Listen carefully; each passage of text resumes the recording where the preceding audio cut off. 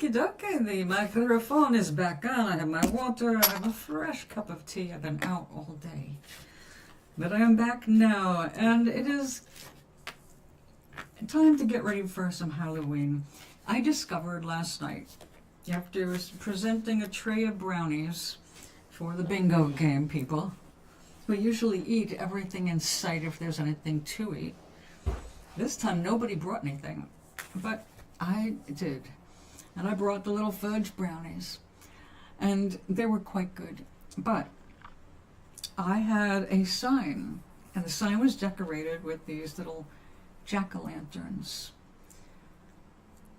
And that's when I discovered that we have a group of people in our building that are absolutely terrified of Halloween and anything that might cross their strict religious boundaries. Some of them have definitely reached the point of mental illness. So I was wondering just how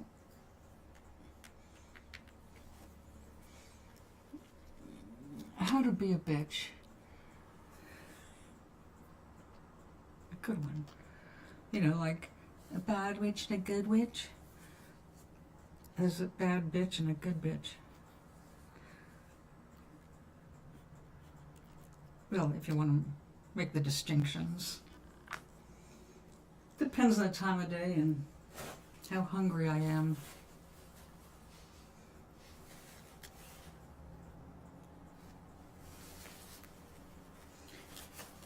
Alright, we just need to put a nice little border. Make sure that this is not going to splatter or sploop, as they can do.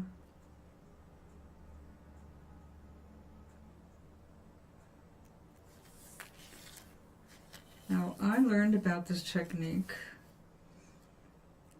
of using syringes in tile making the Spanish way, where you've got dimensional, like lines, you know, three-dimensional lines. You fill them with different colored silt, and you're creating a tile with all of it is clay, colored clay. And it is a beautiful effect. There is a word for it, and damned if I can remember now.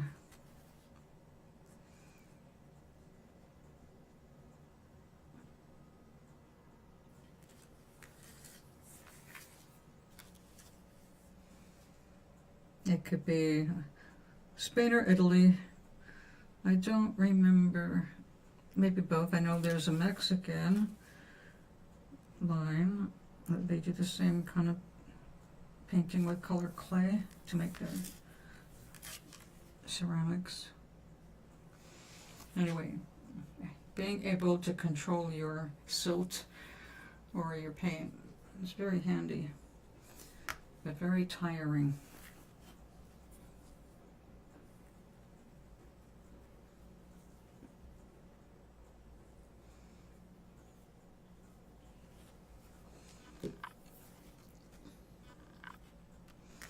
Alright, well that's a cute little holiday card, and now it's time to do things that aren't trees. But not right now, because first we have Halloween. But we need some cards. I don't want to put everything on a postcard, it's too big. I just want a little greeting for some of my neighbors. Oh, right there. And we'll get back to autumn there.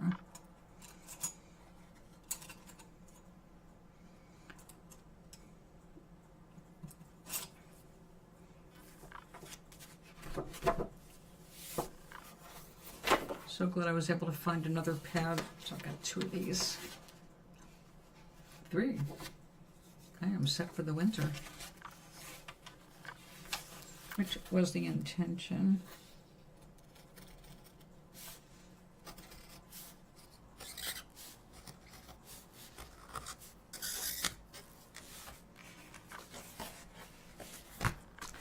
Yep, still has to be cut off.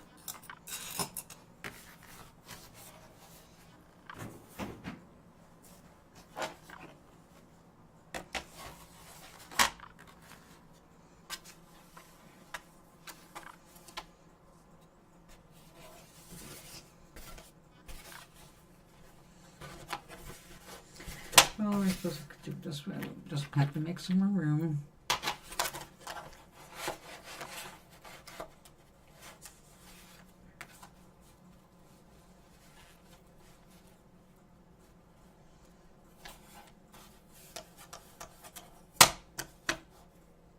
Oops.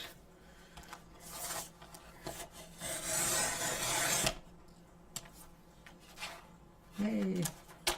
Nice clean cut. I like this paper cutter. It's so much nicer than the big arm like, I used to have. Grew up in school, public schools. Everybody had the big, dangerous blades.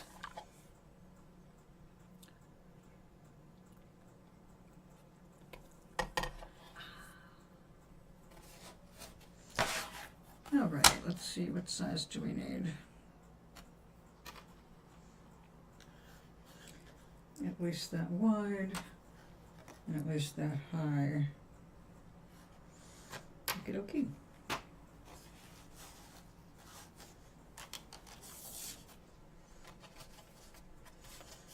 Like, I'm not giving you candy. We don't have trick-or-treaters in our building. So there are some children around, but we are mostly senior citizens here. Wherever we go, we've got bowls of candy.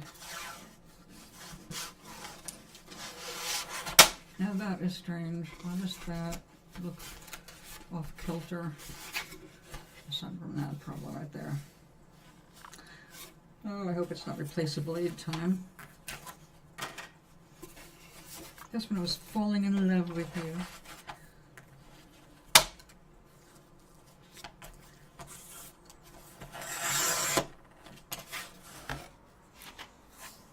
Better. A little bit bigger.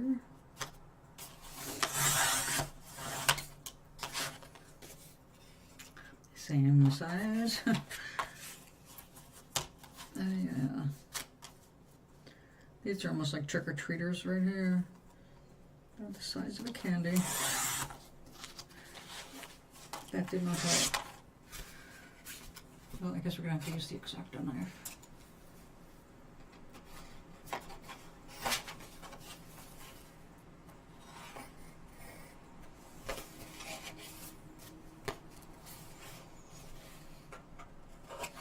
So let's not do it in the air. Exactly what I tell other people not to do it, but I don't. That doesn't look right anyway.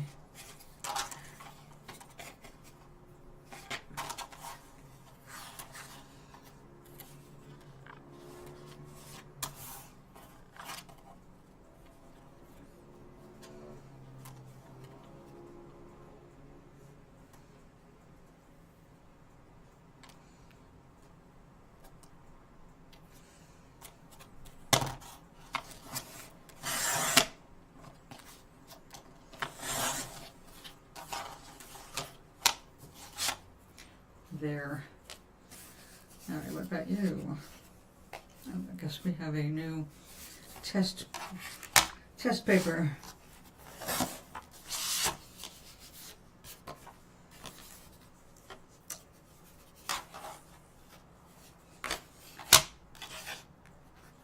Is there something special about the bottom part of this paper?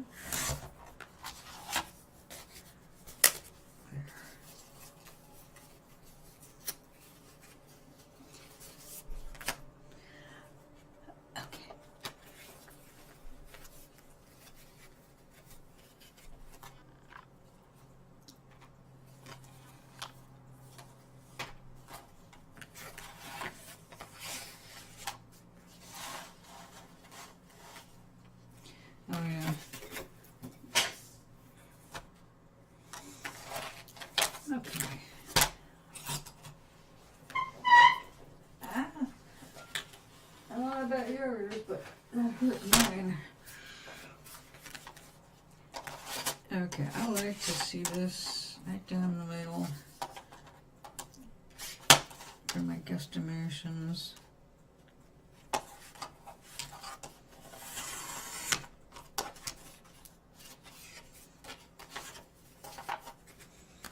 Not a good guesstimation, but it will do, since no one gets the same thing anyway. Hello! Vaping, eh? When I smoked cigarettes, one of my cats got quite addicted to the tobacco smoke and used to hang out over my ashtray when I was writing. He was actually one of the biggest motivations I had for quitting.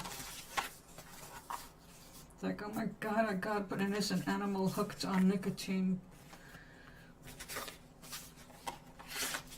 So how are you?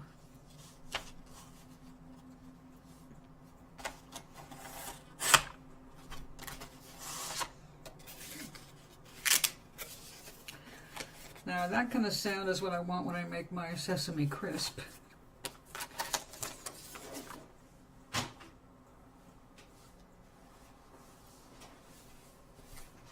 Oh, Shrek. How are you, sweetie?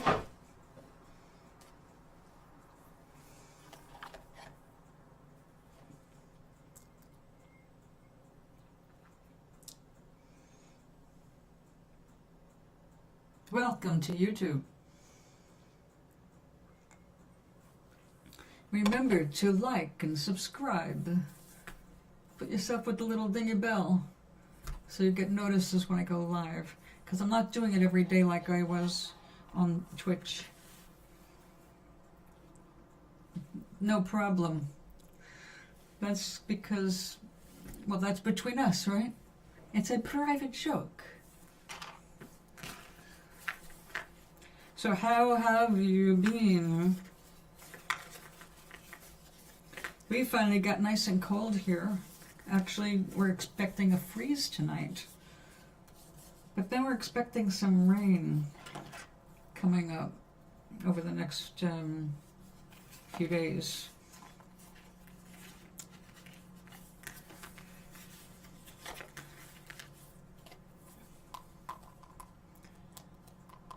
Oh, I think that rings a bell. It does, it rings a bell. There's a bunch of different weird memes.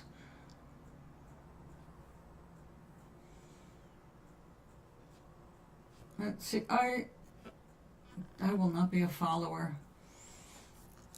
I see someone, it's like, I used to avoid the bestseller lists like the plague. It's like, just because a lot of people like it doesn't mean I'm going to like it. And I'm not going to feel peer pressured into reading something because everybody else is all excited about it.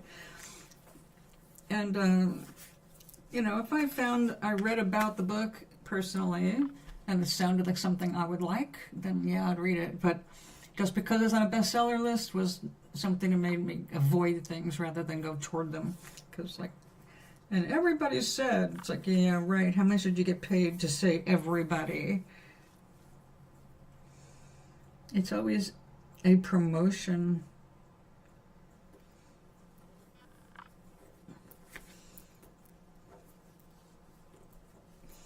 Because only a few authors get advertising budgets in the publishing industry. So they're going to do everything they can to get that out there.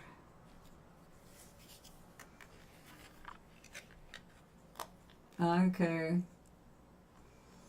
God. Yeah, that's definitely not me. We had chain letters when I was a teenager. God, that sucked. Because back then, well, postage wasn't so bad back then, but you had to write a letter physically. You had to write 12 letters and send them all to 12 people who were then supposed to send the same letter to 12 people that they know. And when you get to like the top of the list, the person is supposed to send you $1 or whatever. But usually it came attached with a curse that if you break the chain, this horrible thing is going to happen. Then it would tell you some horror story, you know, and it would get these idiot teenagers to go ahead and send these damn letters. And of course they were like, oh, come on. I got so like and then when email came around, it was like born all over again in email.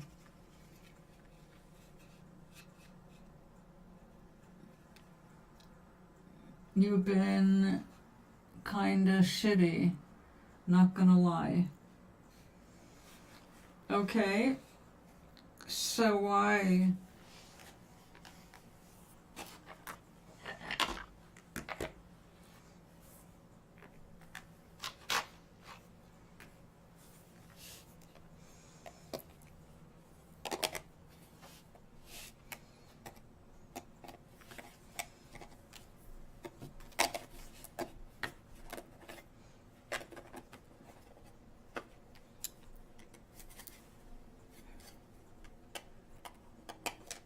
Is it censored?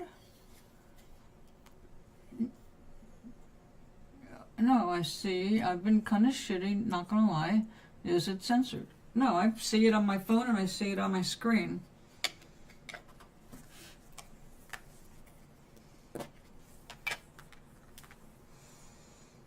I haven't set up any child filters. Make it clear that my show is not for children.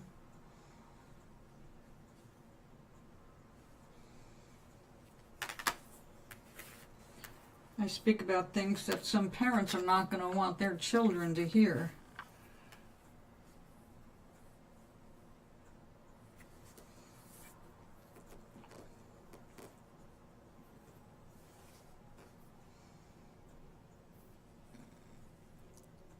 No.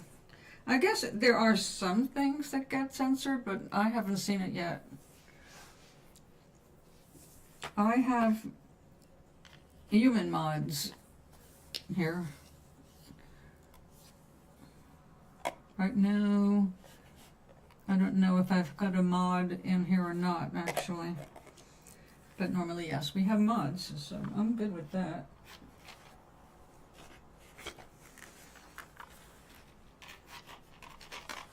Yes, I'm cheating. I'm using a stamp, and I'm just going to color in the stamp lightly.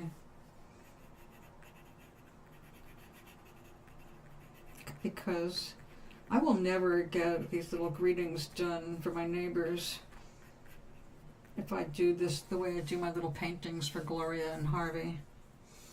So no one's going to care because no one's going to keep these or frame them, you know what I mean? So if things have been shitty, and you know, we always attract exactly what we're vibing at. So where have you been emotionally? What have you been doing? Although you're saying it right there, okay. It took a minute. Like my friends in Vienna, one of their birthdays, and I just don't vibe with one of their other friends that came along. Oh yeah, that's a crappy feeling. What kind of, like, really serious and negative vibes, or just like jealous vibes, competitive vibes, aggressive vibes? You think there's something really sick and weird about them? Like, there's all kinds of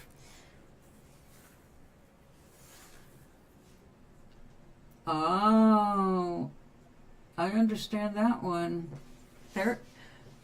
We are judged by the people we hang with. There are people I will not, even my own family. It's like, no. I'm sorry, I'll never see eye to eye with you on this, and it's such an extreme fuck you.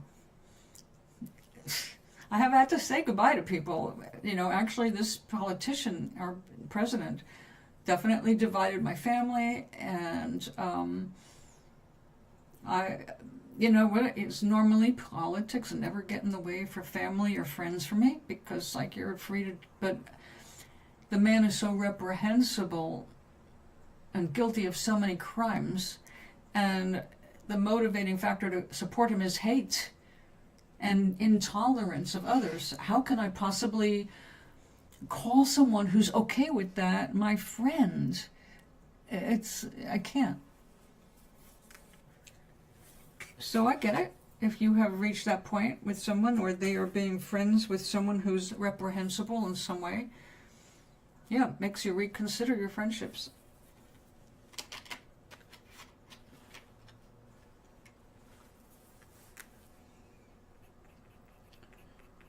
I used to be so, well, not very actually. I was never wanted to hurt people's feelings. You know, I never wanted to go out of my way to hurt people's feelings. But after getting stomped a few times, I realized that I have to protect my energy.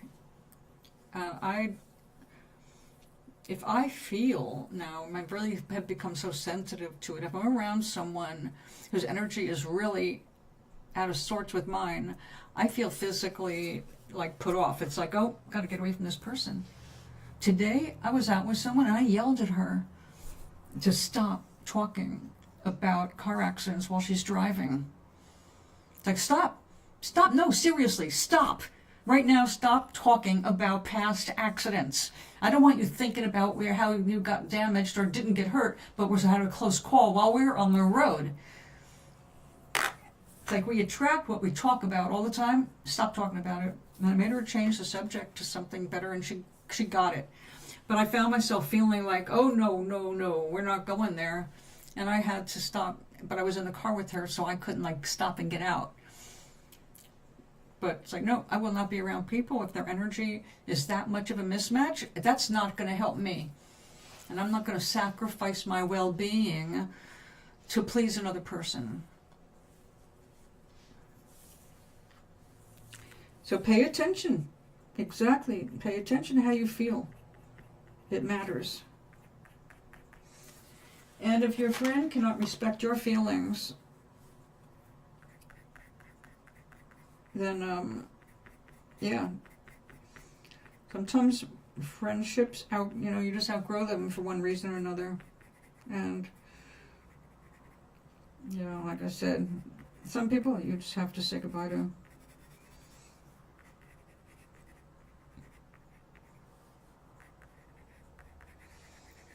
I'm not saying that's easy or comfortable to do, but after a while, it gets easier.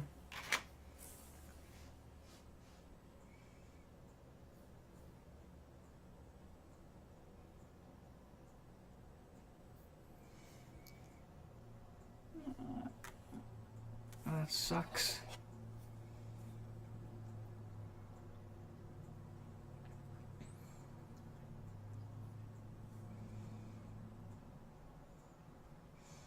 And nobody could interrupt her, huh?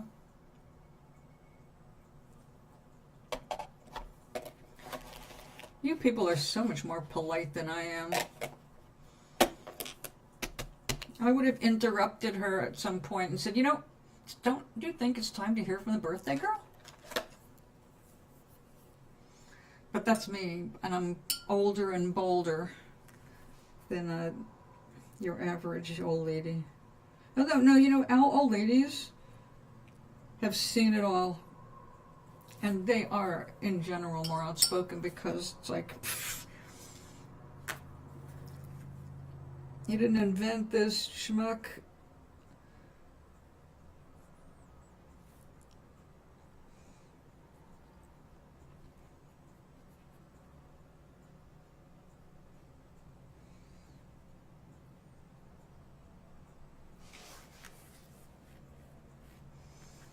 Starring Gina as herself. I love that. Hello, Gina, and happy almost Halloween to you too.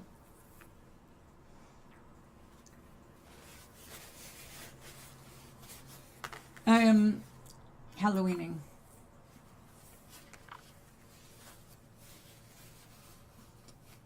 We were just talking about people who make us feel uncomfortable and what to do when they're friends of a friend and you're trapped.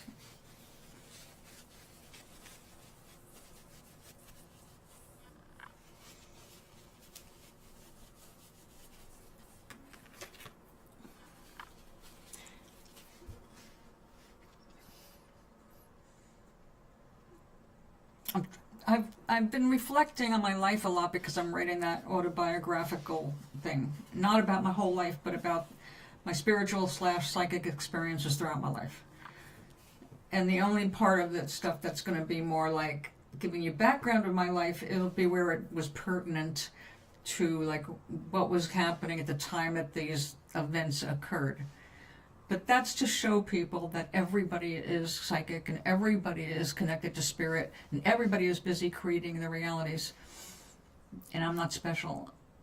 Everybody can do what I do. Everybody can connect like I do. So it's important to make sure that you're protecting your inner being by not letting yourself be in situations that make you feel out of sorts. Because any kind of negative feeling means you're out of vibration with your own higher self.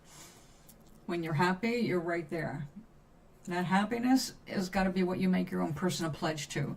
That you want to be happy in this life and stay focused. I want to be happy. What makes me happy? And you start focusing on, well, what does make me happy? You start asking those questions and they start leading you to things and adventures and happiness. Well, I have people of all varying relationship depths. Not everybody's going to be emotionally invested in us, right? So I have a different relationship with every one of the people I call good acquaintances or friends. People that were friends for many, many years. In the last 10 years, or a little less, I have recognized things about myself and about them that made me go, no, I'm done. This is not a real friendship. The only time we were together in any way, the only time we laugh is about talking about stuff that's 40 years old. We have no current experiences together. We've got nothing in common anymore. You're just a jealous bitch. Every time we get together, you set me up some way. Like, I'm tired of that. So I'm okay with just fading away. So I just let those kinds of relationships fade away. You don't have to have a dramatic, I'm tired of you, or blah, blah, blah. It's like, no, when you actually outgrow somebody, there's no hostility. There's just letting go. And then it frees you up to connect with yourself better.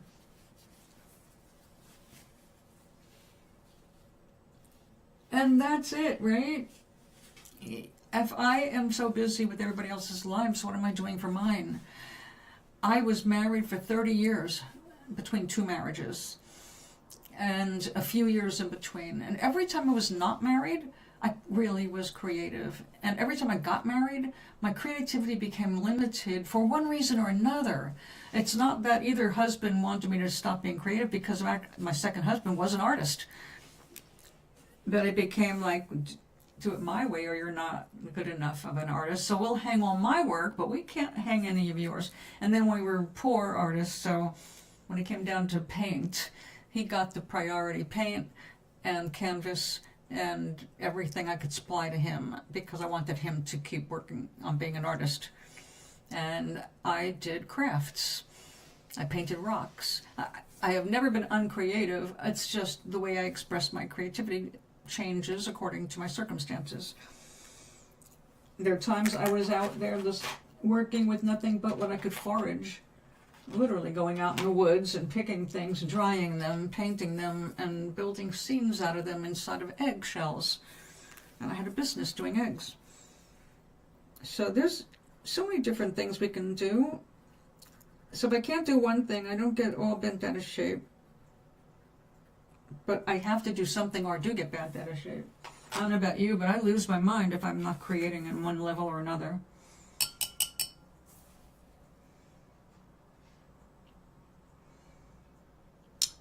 Oh, Oh, so yeah, see,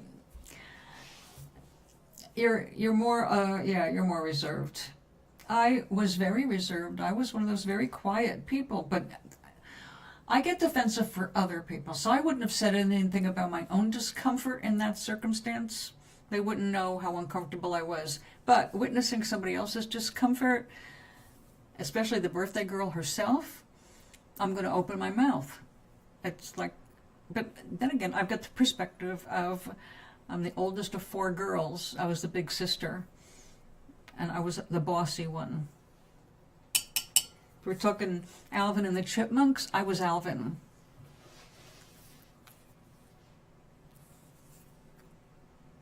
That's a cartoon from childhood.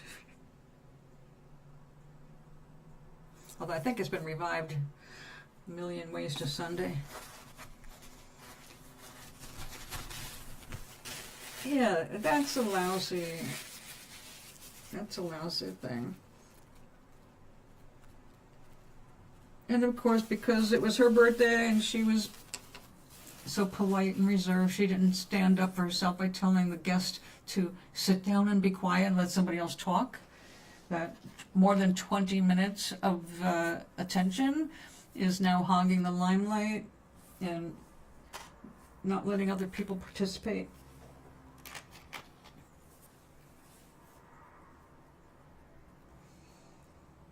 It's a little different here on the show because I'm the one behind the camera, or in front of the camera.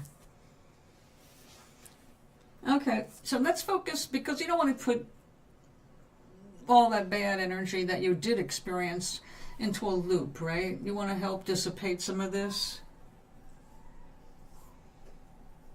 It was like 2 hours. Yeah, that's obscene. That's just obscene. Zero self-awareness. But, okay, let's come up with something good as a balance. How was the food? Aside from having to listen to someone prattle on mindlessly, but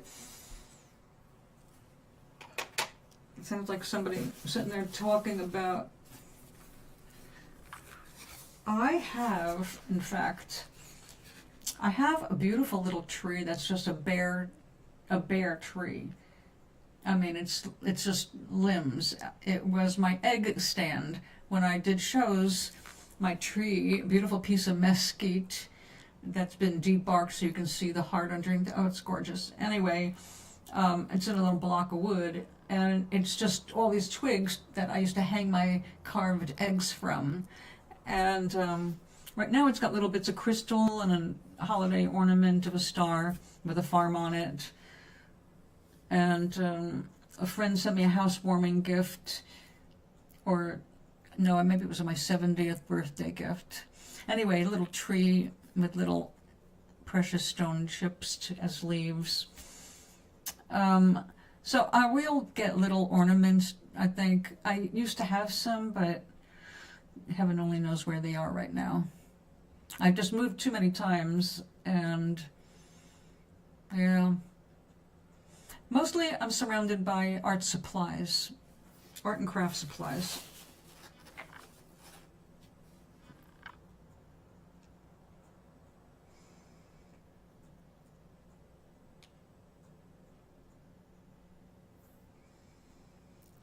Oh, Shrek, that totally sucks.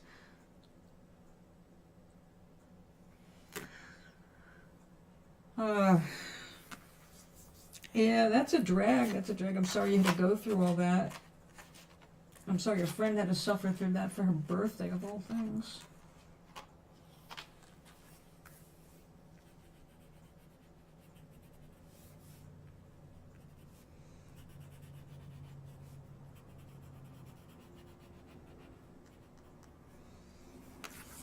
I talk on and on when I'm on the camera, of course, but in private life, the only time I talk is if I'm actually giving a class, which, by the way, I stopped giving.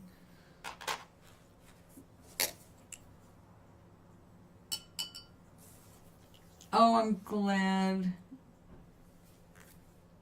Well, I would not be surprised at all by that because she's actually a friend and you're a thoughtful person, so I'm sure that whatever you gave her would reflect your thoughtfulness in general.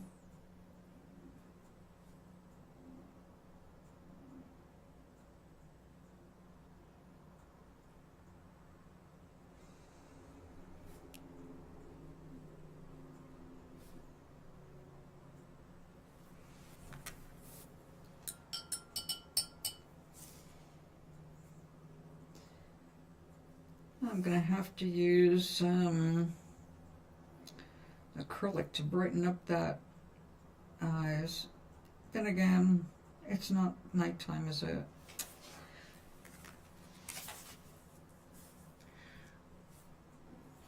Well, like I said, this is just a little here. Happy Halloween.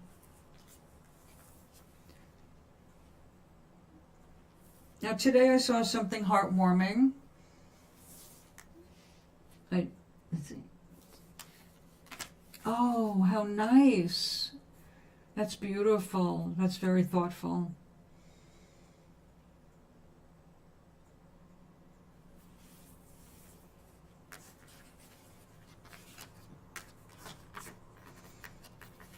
Now, see, if I had room for something like that in my kitchen, that would be my kind of thing, definitely.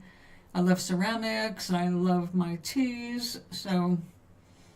But I don't do as much loose tea like I used to, because I've gotten kind of addicted to my Irish breakfast tea. Malty, hearty, kind of reminiscent of honey. It's almost like you use date sugar instead of regular cane.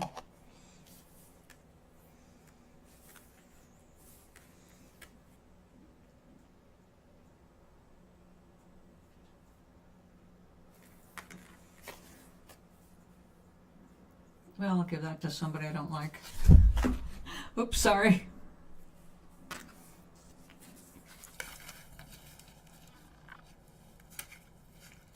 When I was little and my father was making money, good money, as a book publisher, my father was publishing encyclopedias. He wanted to throw a Halloween party for me. Well, I wanted to just invite a handful of kids. My father gave me a piece of paper and he said, here, make a Halloween card. And I'm like, I had like 2 minutes to do it. I took this paper, I folded it in half and did a witch hat. I mean, really not anything near my best. It was just like a 2-second doodle. My father took that, had it printed into invitations, had somebody come by to my school and make sure every single person in my class got an invitation, which included people I didn't want to be around.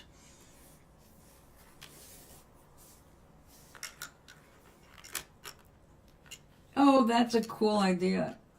The strainer. There you go.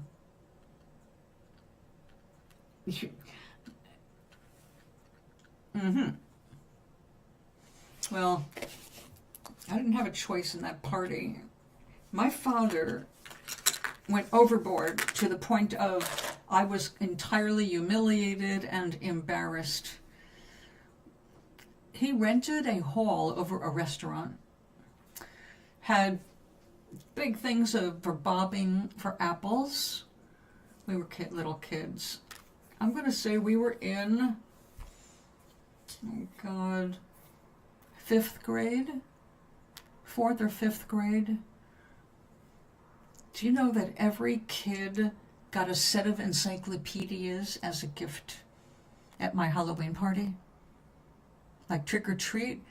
Your parents have a sudden need to buy a new shelf because we're giving you this gigantic freaking encyclopedia as a gift.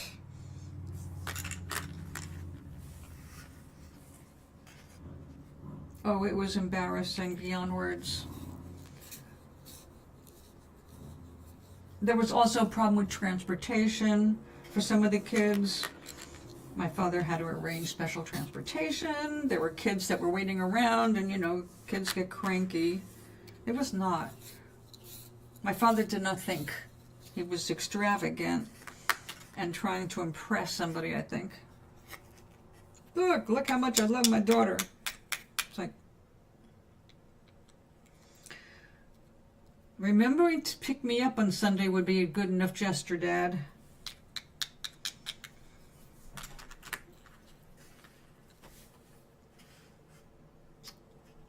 How many kids want an encyclopedia as a Halloween prize?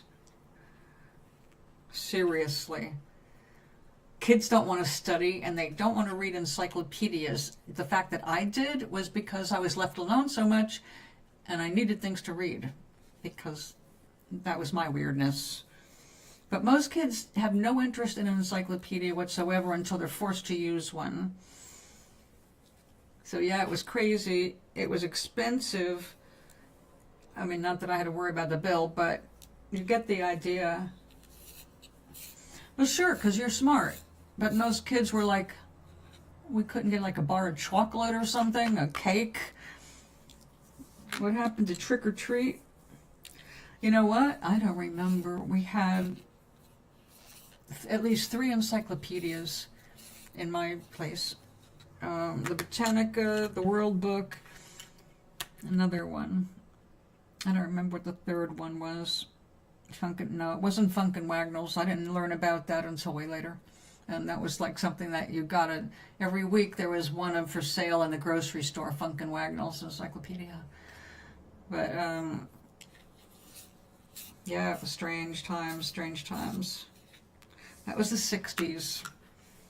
My father was really, really, really big on education. Yeah, I'm proud of him for that. I mean, my father was definitely a progressive to the nth degree, a civil rights leader. Started the first all-black encyclopedia. So he made headlines, made enemies. White man helping black people in the 60s was not exactly looked upon favorably. But, strangely enough, a dinosaur encyclopedia would be fun. They didn't have those specialties so much, other than stuff that was used in colleges for educating the college students. There was a lot of information that just was not available to the common public. And back when my father wanted to do the Black Encyclopedia, a lot of the resources were not available and they were not organized. And it took a long time to track some stuff down. By the time some of it had been tracked down, Dr. King had been assassinated. My father lost his heart, and things went downhill from there. But in more recent times, more updated and corrected information is out there and available way beyond what my father started. But my father did bring it to the attention of the school systems that they had black students and they needed to have some black education. So at least that was a start. My father was born in 1930 and he died when he was only 53 years old. So although he was a New Yorker, Bernie was a baby. Bernie is younger than my father would have been. But my father started an organization which didn't go very far because of the racism, but it was called Back Our Brothers. Or Back Our Brothers or Back Your Brothers, I can't remember now. Anyway, it was to raise money for Dr. King and the Civil Rights Movement. And my father had such a good heart and high ideals, and he really believed that these rich white businessmen, because of having grown up Jewish and knowing how hard it was to get ahead as a Jew, he thought that they would be more sympathetic. And he managed to get some money. But they didn't want to keep doing it. You know, it's like, here's your donation to get you off my back because you won't leave me alone until I do the right thing, kind of thing. My father has such a bad taste of life in his mouth with finding out how the other half lives. When he became rich himself, the people that courted him, oh man. Yeah, but see, I guess I got some of that from my dad. When he recognized a wrong, he didn't put up with it so that he was not inconvenienced. He mouthed off, or he just like, we're leaving. And we will not be coming back here. No, I will not be joining your country club. So he was, I really looked up to him for that.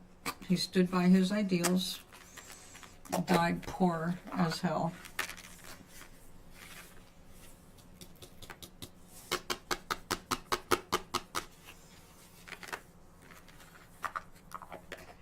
But yes, very much Bernie Sanders vibes, just way younger.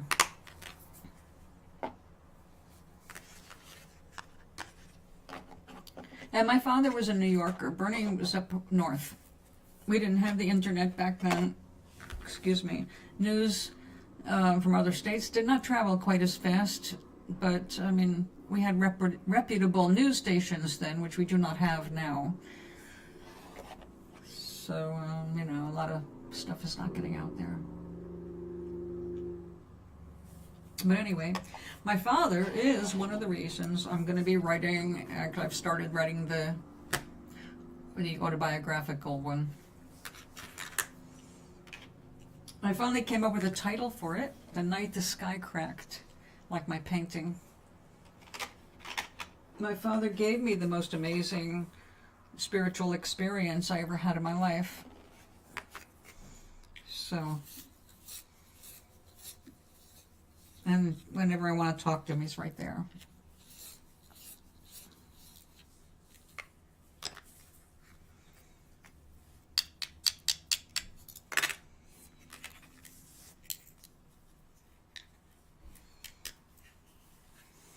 So Shrek,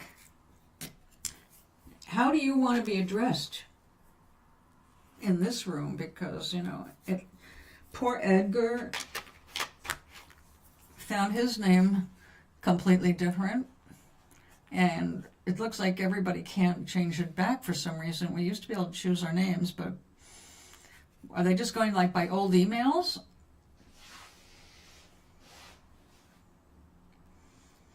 Although I have to say, I love your name. I think that's way better than Shrek.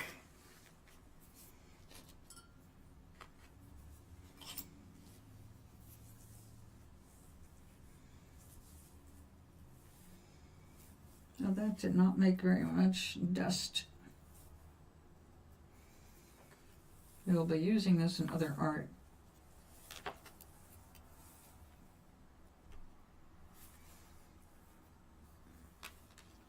You want to stay Shrek? I will try to remember that, because since everybody's name's changed now, I see you in this and I go, oh, what was their Twitch name? Shit.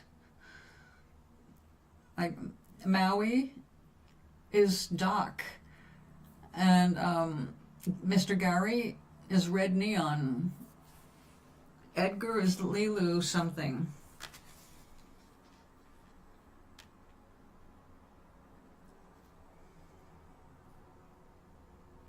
I started doing something like that. First of all, to do it for Audible, I have to set my microphone up in my closet, surrounded by a lot of clothes, to dampen the sound, because you can't have echoes. But there's too much ambient sound here. Motors running. You know, there's a parking lot out back of my apartment, and as even though I'm on the roof. And there's sometimes it sounds like there's a helicopter landing on the roof, which is not happening, but it's very strange. So I get weird sounds in here. It's hard to isolate well enough to do a good Audible book. Also, I did not write the first book to be spoken out loud. I discovered that when I tried reading it out loud. It's like, oh my God, this doesn't work. I did not leave, like when I write songs, you leave room for your breath. I did not leave room for my breath in a lot of those sentences.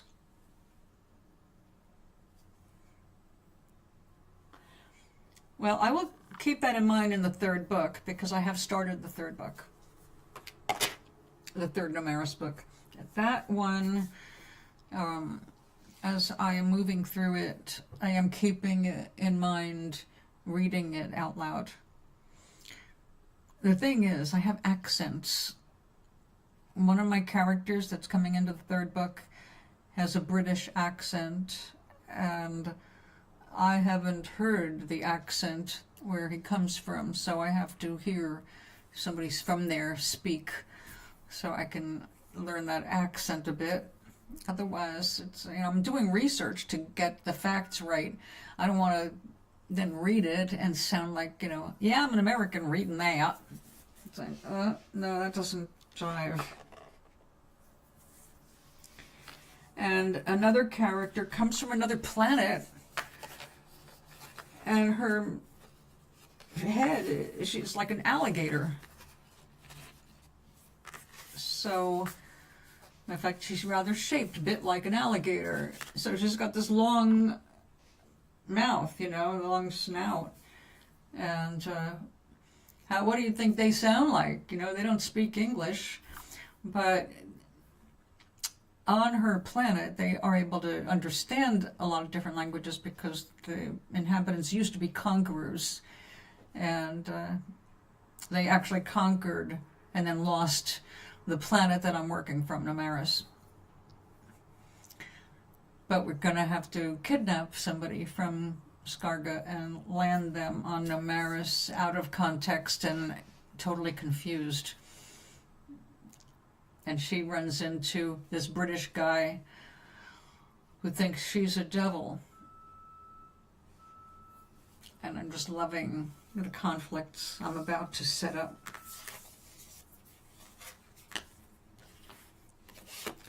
But accents, she is, I don't know what I'm going to do with that. How is she going to speak? Other than the translator that I'll make sure they have. Actually, they're just going to both wish to understand the other, and that is going to enable them to understand each other, but that doesn't mean they speak each other's language, or can, because of the way they're built physically.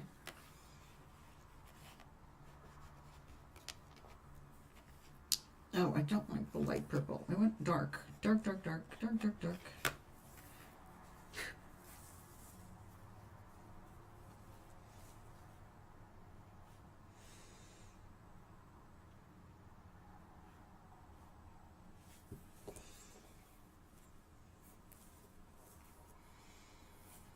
Now, when you listen to the audibles, the people when they, I don't know what kind of books you're listening to. Do they do characters?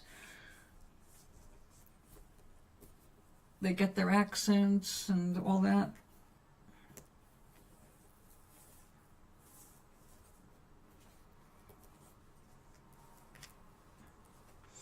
Yep, always light. Such a light, strange little stamp.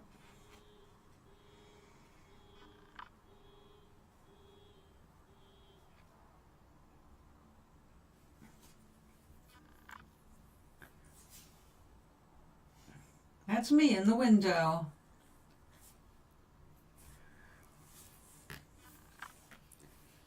Oh, their voices playing characters. Yeah, that's nice, That was not cheap to produce. You have to pay. You have to pay for those things.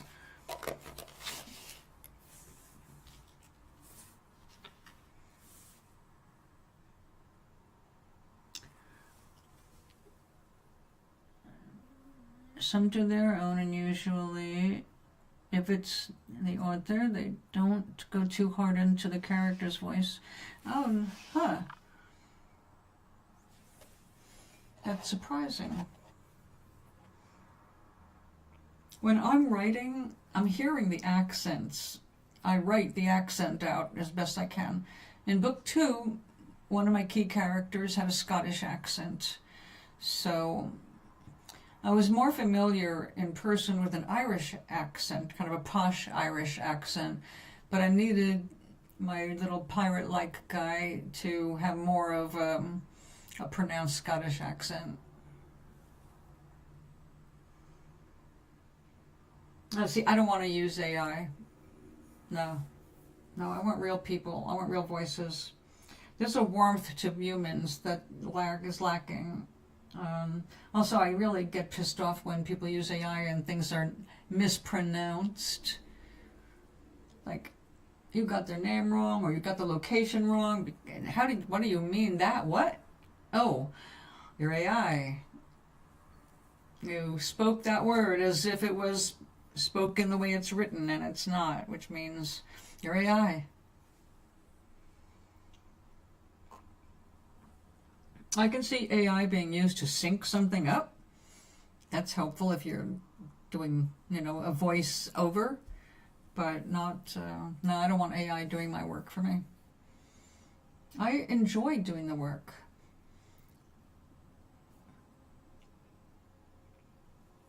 That's the whole point. Like, you love doing art. You don't need AI to do the art for you.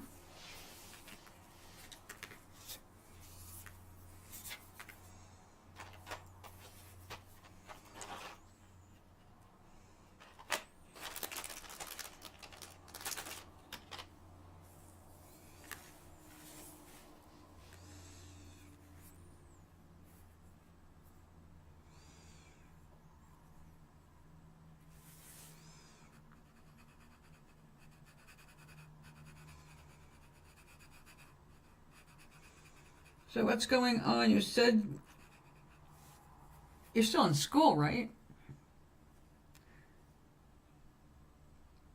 AI is part of my art now. Well, same with Maui. He's been putting my face onto different humanoid figures.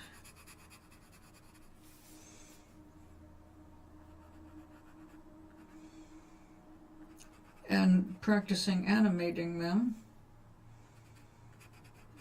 So what do you have AI doing for you?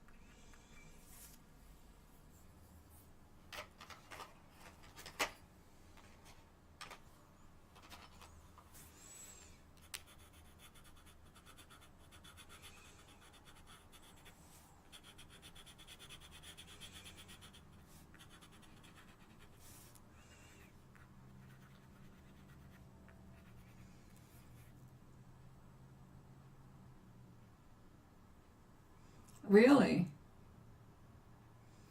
Well, that's intriguing.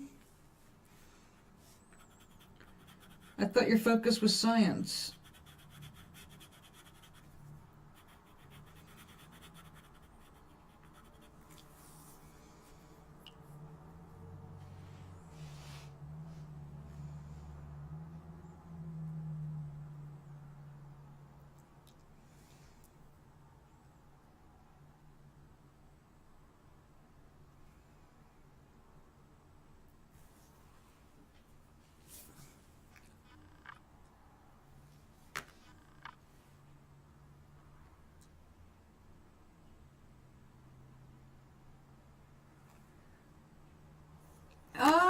Yes, I am. Bad kitty. Bad kitty. I thought you were Shrek. I'm sorry. That's vaping cat. Duh. Gotcha now. I don't know. I've never seen that happen. No, it's more like my eyesight needs to be reset. I got you guys confused.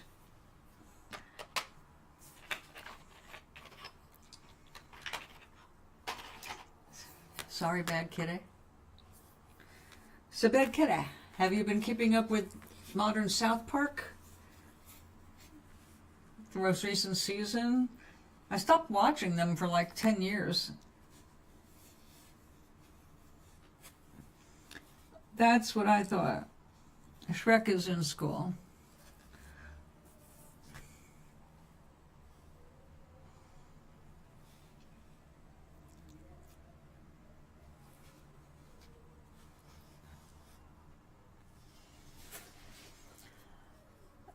Yeah, you know where AI has been handy as a more,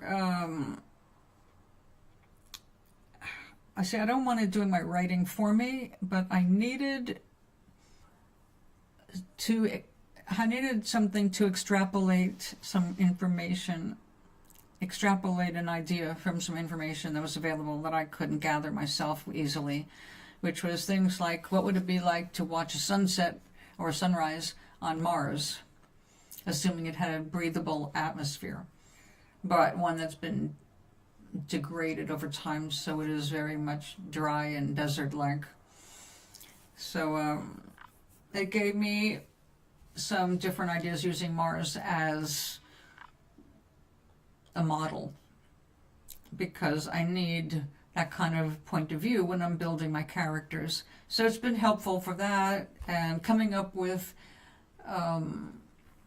ideas for foods in such a place, things like that, exploring a planet that I'm not going to be talking very much about it in the book, but it's background for one of my characters. So the more I have as a background, the character becomes more real, and then when I'm writing, it flows.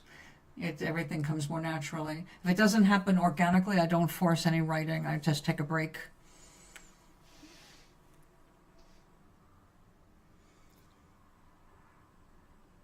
I'm loving what I'm seeing of this season South Park, but I stopped up until now. Only reason I'm seeing the clips is because of the political scene. But I stopped watching them because I went through the divorce and everything, and South Park was something that the ex and I used to share. So I still own 12 seasons, something like that. I just stopped buying them. So I stopped watching them. The only way I could see them is if I buy them, because I don't use TV.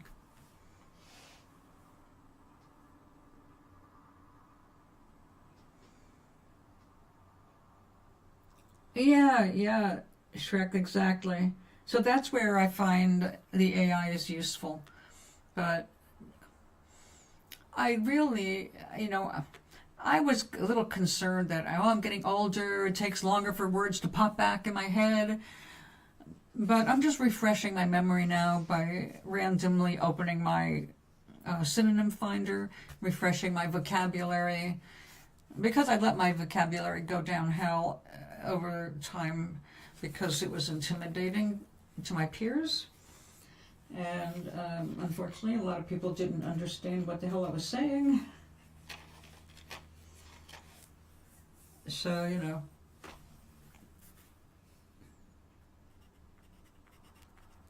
maybe I should give her a little greenish tinge.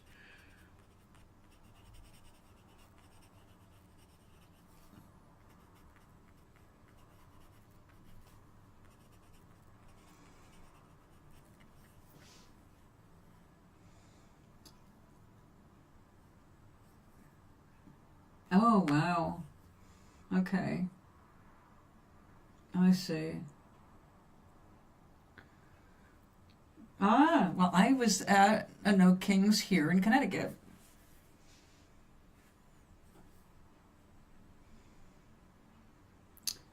Oh, wow, nice.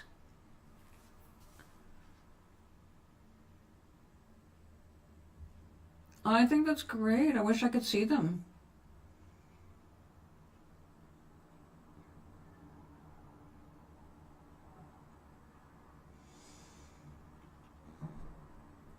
It sounds like we're using things. Now, I have to tell you that, see, Maui has been making AI images of me. And I have to tell you, I don't know where they're going to end up, but he is making so many that I'm somewhere on the internet. There's no way that these aren't going somewhere. I love them because he's using my 38-year-old face. It's like being young forever. Let me show you a picture. He's amazing, and he definitely makes me feel like, well, like I'm 38 or younger, because he gives me a better body. Okay, I'll show you. He took one of my pictures. I sent him the initial picture, so when I start this little GIF he made, or whatever you call it, I'll have to start it over because it's really cute. So he took a picture of me that was real, and then he added an animation.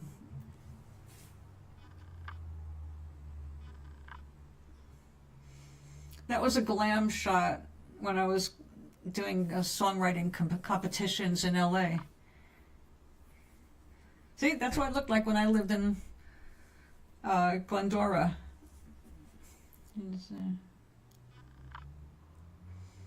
Wings and all. Now, how can you not love that, right?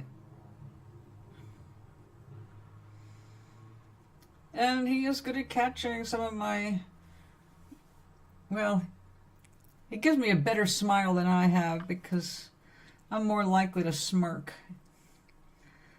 instead of outright smile. Where is it? Oh, yeah. Oops. You can't really see that because I'm... Yeah, we'll try and see that again. Well, that's the end shot. Me and my woofs. I love my woofs. Come on, show me where it... Show me where it goes. There we go. Yep. Well, it wasn't much help.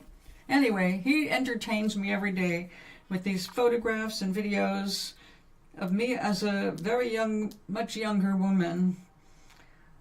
And what woman does not enjoy that?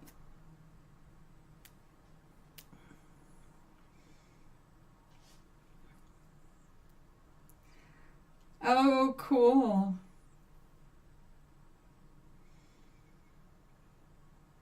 I would love to see your work, Gina. I mean, bad kid. I've got to remember all of your alternate names. Well, he's not using Grok, but he is using some AI art programs. And he just, I think he's using one inside another. But he did try one from Meta, and I thought that sucked. It was so easily spotted as fake. The depth between the main image, which in this case was me, and the animals that I'm paired with, it was just the wrong depth. It looked really fake. And also what it did to my face, it like tried to make me, I don't know, uniform of some kind. It just didn't work. And thank you whoever remembered to do a thumb up. Now that I'm on YouTube, I don't have to beg for subscription payments. I just have to beg for a thumb up and just subscribing for free. So now I am never going to be monetized, not voluntarily anyway. I just don't want to get involved with that. But I do need the thumbs up to and 1,000 people before I have any flexibility. Apparently, until I have 1,000 subscribers, I'm very limited in what I can do when I record live on my phone. It's different here. The whole thing will be saved the way I said it, and then I can do other stuff later. But anything I do otherwise, it has to go through another process until I have 1,000 followers. So I've never made a big deal about followers because I never gave a shit, but now I have to a small degree, give a shit. What can I say? Wait, come on. Oh, don't go anywhere. I'm trying to see you.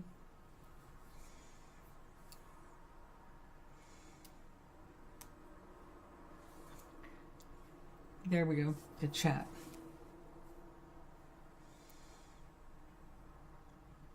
Oh.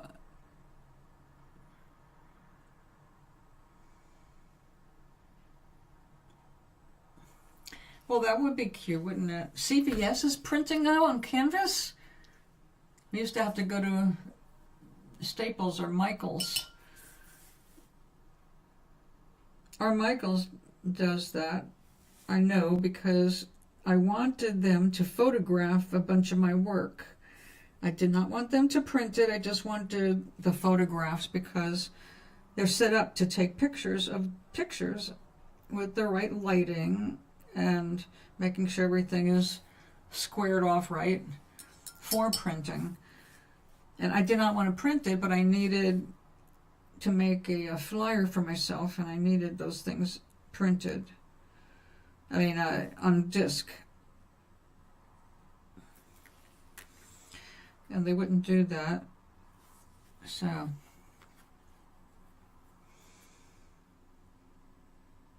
now these silly little things I'm just making as little cards for my friends.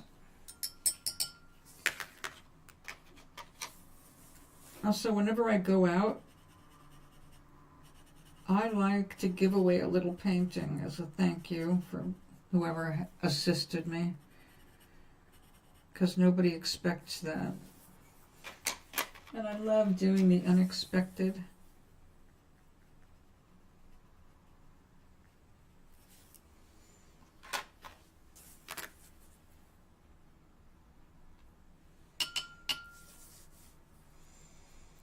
Oh, I see what you mean by the chat refreshing. It just welcomed me back to the live chat.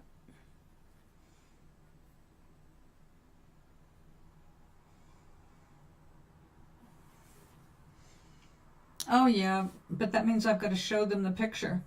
The point was trying to get a good picture. My lighting is so inconsistent. I need a professional to do it for me. I have a website, actually I've got a page I maintain on Fine Art America. And you can do digital art there now. I don't know what their rules are for AI assisted art, but I would imagine as long as you've got completed art that can be printed, especially if you can sell it, they're going to let that happen.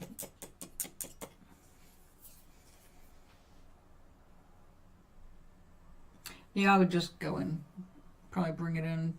But see, I would have to bring them the painting itself so they could photograph it to print.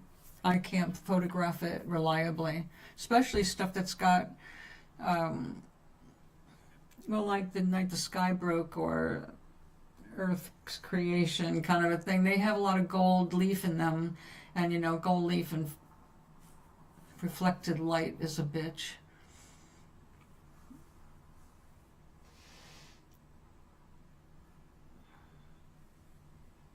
You don't need a good picture.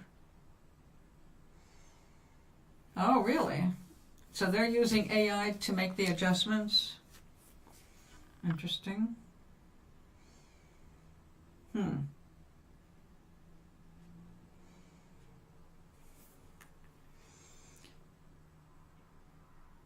that's... yeah, that's interesting. Maybe I will check that out. If I self-publish again, which I did with the second book, and when I reissued the first, I went with Kindle, so I had 2 matching books.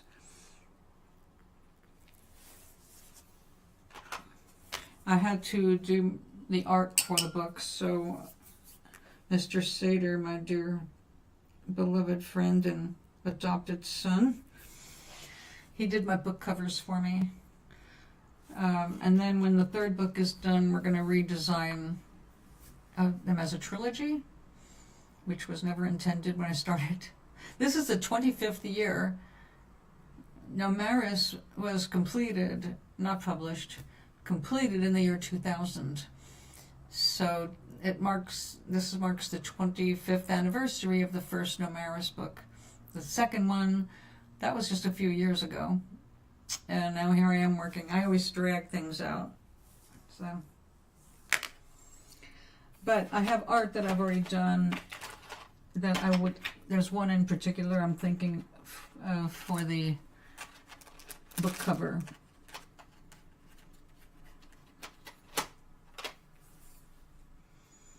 Do I want more blue?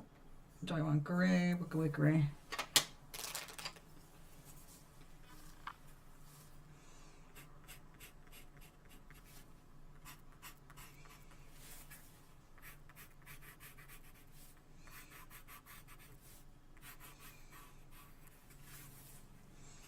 You know, years ago, stuff like this used to scare people.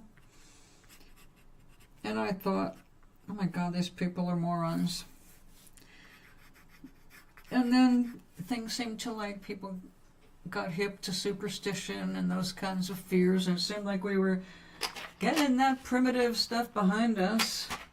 And now it seems like it's worse than ever. I started doing this broadcasting thing 18 years ago to help people not be afraid of themselves, of their psychic abilities, because it's not actually psychic, just learning how to tune in. And then you can get all the amazing information you need for yourself instead of being made afraid of the world and life by other people, psychics, card readers, all that. It's like, I know how to do all it. I do all of it. Why don't I just show you how to do it for yourself? And that's what I wanted to do, is people would not be afraid all the time or fall for it, which is, it just irks me no end. People are still taking advantage of the people who are afraid.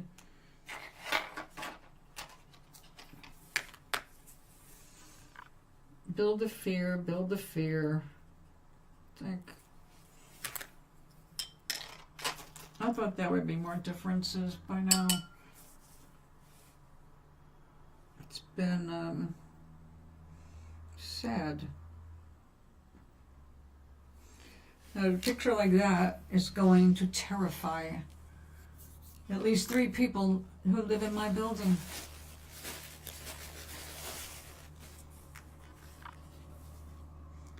Are you terrified yet?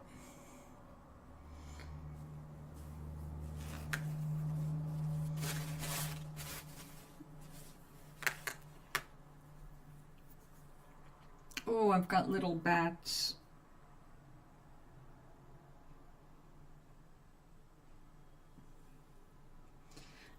An old friend of mine sent me a pin of a bat, beautiful hammered metal pin.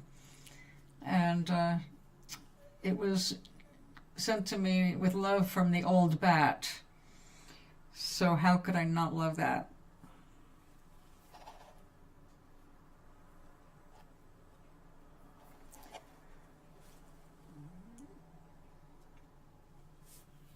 I know, I'm so scary.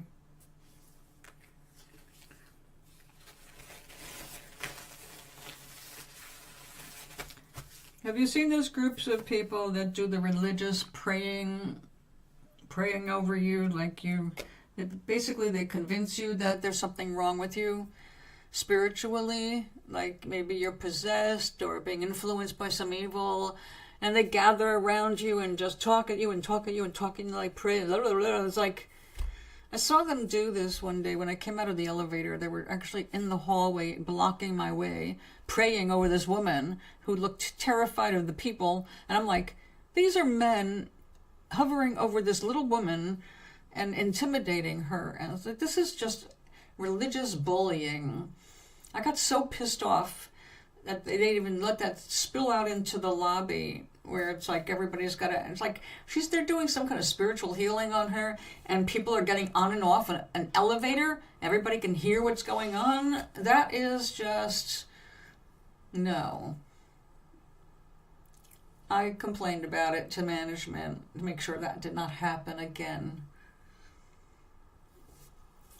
Like, I can't stop them from doing it when they rent the room to do that kind of thing, but I don't have to walk by it and see it because it just pisses me off. I'm not sure which ones these are. We have Jehovah's Witness here, and we have an evangelical group that is really nuts. The women can only wear dresses, and everything's a sin, It's like, They don't need psychology because they got Jesus. So yeah, it's basically people have gone off the path of Christianity to worship words that not Jesus said. I got no problem with Jesus and what he actually said. I have a lot of problem with the interpretations and the actions of people who call themselves Christians these days. But, that's me.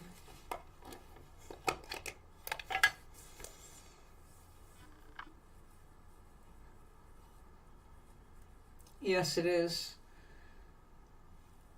Got about 100 apartments and a bunch of other houses. About 500, a little more than 530 people live here.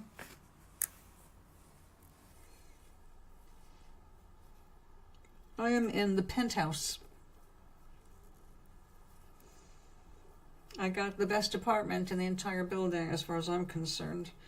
Although people in townhouses would probably say they got it better, and they might. I don't know.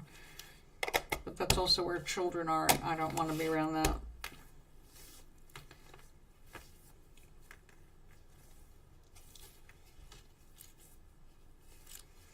Nothing against the children. Usually against the parents, if you know what I mean.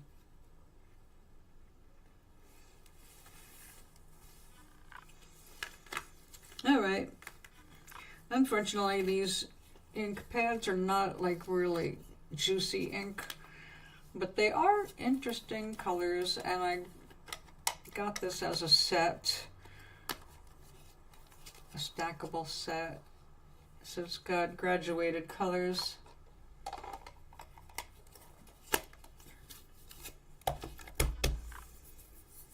All right, that's 2 down. And no, I'm not giving one to every apartment. I do have a limited circle. We have an art circle. We meet every Friday morning for coffee and chit-chat and art. I frequently bake for that. Yep.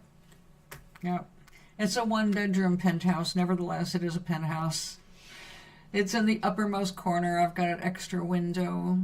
I've got 2 extra windows. One big one behind me and one in the kitchen. And other 1-bedroom apartments do not have a kitchen window. So I actually am able to get a cross breeze through the apartment between the bedroom and the kitchen. Depending on the time of year, which way it blows, it changes through the day. But I do get some fresh air that way. And I'm on the roof, so I don't have anybody on top of me or on either side of me, because on one side is the emergency staircase. So that's handy. And I'm so far away from the elevator, nobody wants to come down here if they don't have to. It's the longest walk. You did? No, you did not tell me that. Congratulations. What a relief. Now if something disappears, you know where it went. You misplaced it. Somebody didn't use it up or take it on you. Congratulations, sweetie. A creepy doll covered in the vat. Ah! Oh my, that would give me nightmares. No, actually what goes in the windows are bare until, well, I've got paper curtains I made, just so I have some privacy from viewers, so I don't dox myself where I'm at.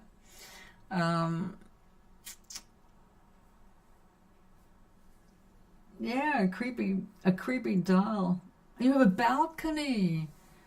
Wait a second, is this where the bees were that I had to take care of, or wasps that were in the windowsill?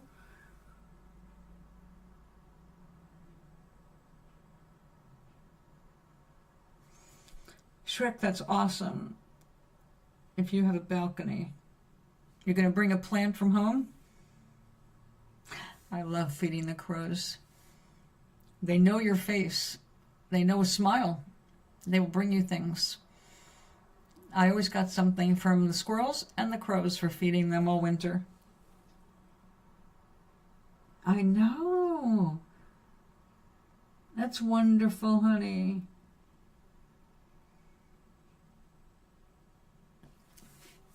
Excellent. You see? You got your version of the penthouse.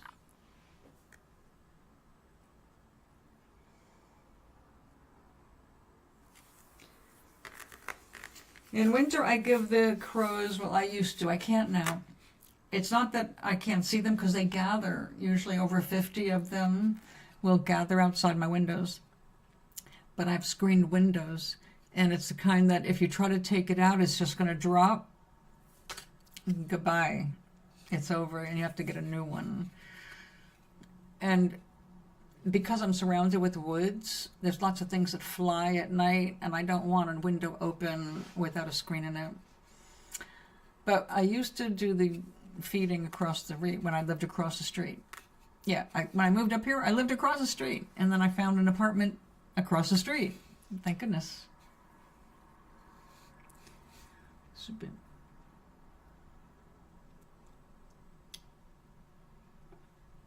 Oh, you can't eat chocolate?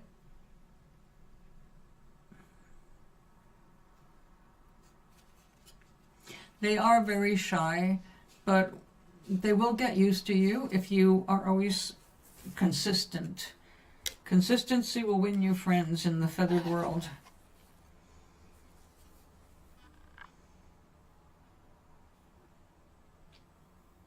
After a while, you'll be able to just sit there and watch them, and they'll get used to seeing your face and realize you're not going to eat them, that you're the one that's feeding them. Oh, no. No, most other things can't. Chocolate is a human thing.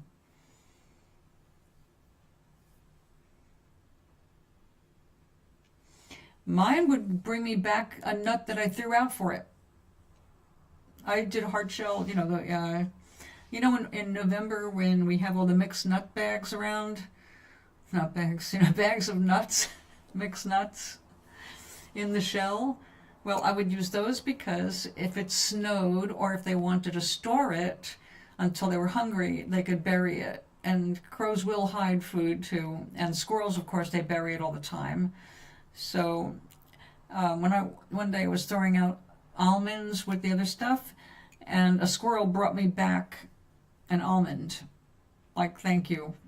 It's like, what the heck? Oh, how cool is that? And a crow brought me back a Brazil nut. Maybe because it was a pain in the ass to open. But, yeah, I believe that those were thank yous. Oh dear. But, ew, when was the last time you ate a wet sock? Don't answer.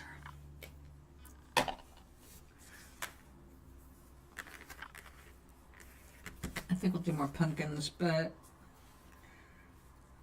I'm going to make some grass around it. We just need there we go, a little bit of a shadow there so I know where I'm going with this. Oops. I have to watch out with these very sharp items.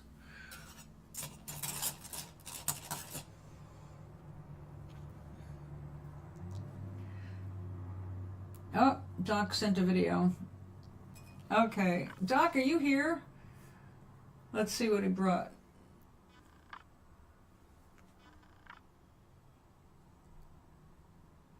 Oh, that's me. Well, maybe not right now. This is not good lighting for me.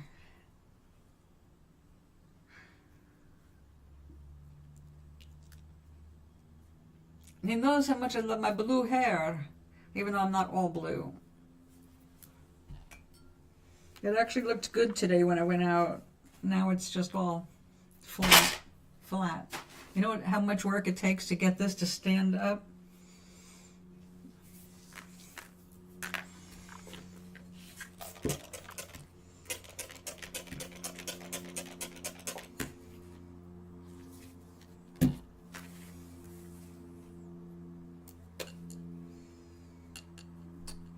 I need a different, more of an olivey color.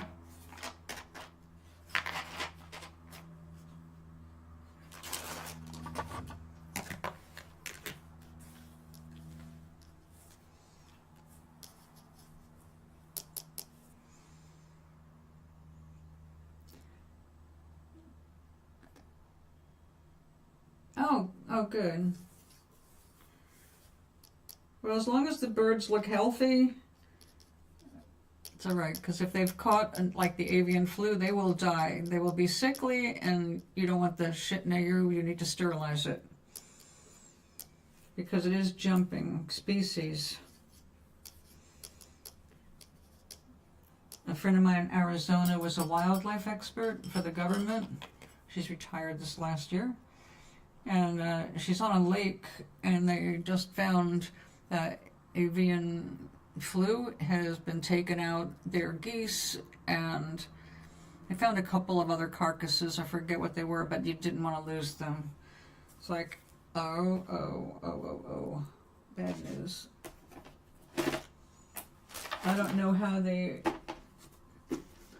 deal with that when you got a whole lake that is passing it around. You're not here.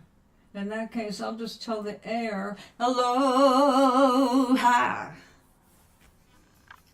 And if you see Maui, let me know. I'll let him know I said aloha. Hey, I got to sing happy birthday today.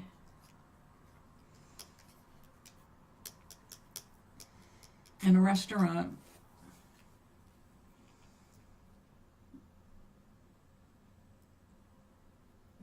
Oh, well, which, the one that didn't shut up for 2 hours, or somebody else that was there?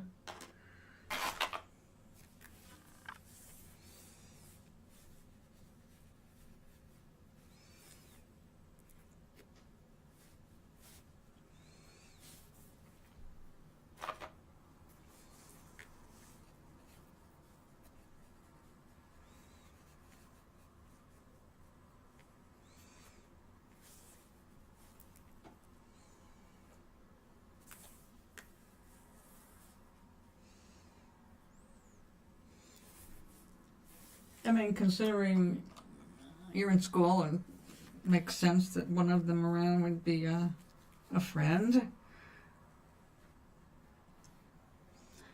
So how was Maui today? We have wonderfully overcast weather, but no rain coming for another day or 2 or 3.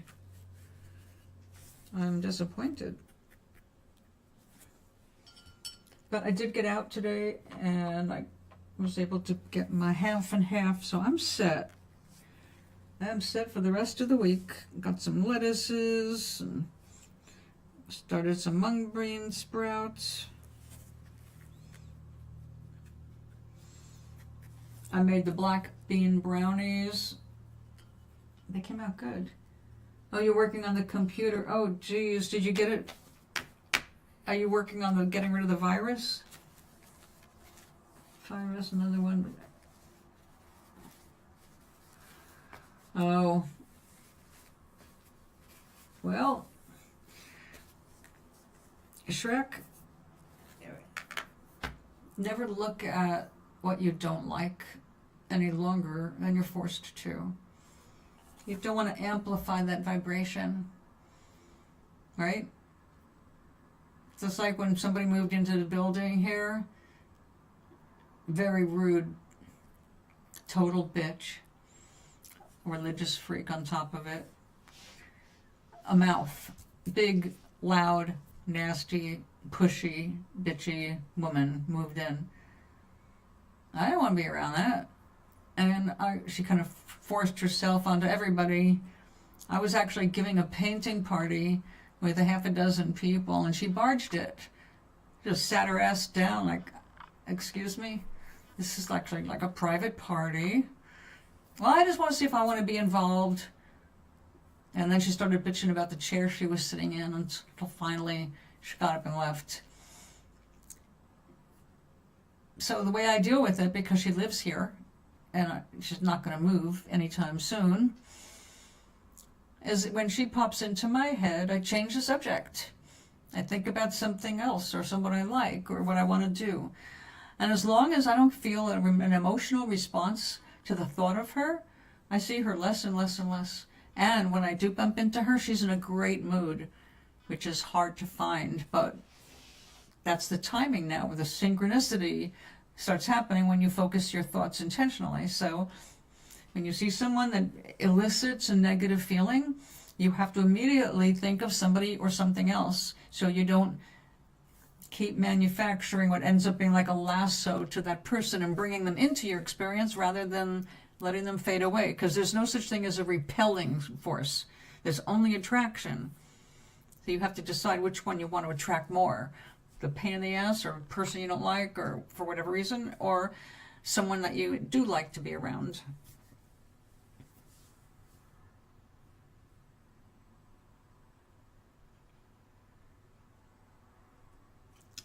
Oh, God, yes, I get it. Oh, no.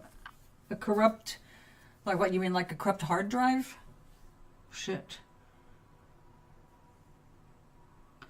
Well, that's good. You don't want to vibe with those kinds of people. They're expressing beliefs or opinions that you find appalling or offensive, whatever reason, it doesn't matter. It's not in accordance with your own spirit. It's not a matching vibration to you.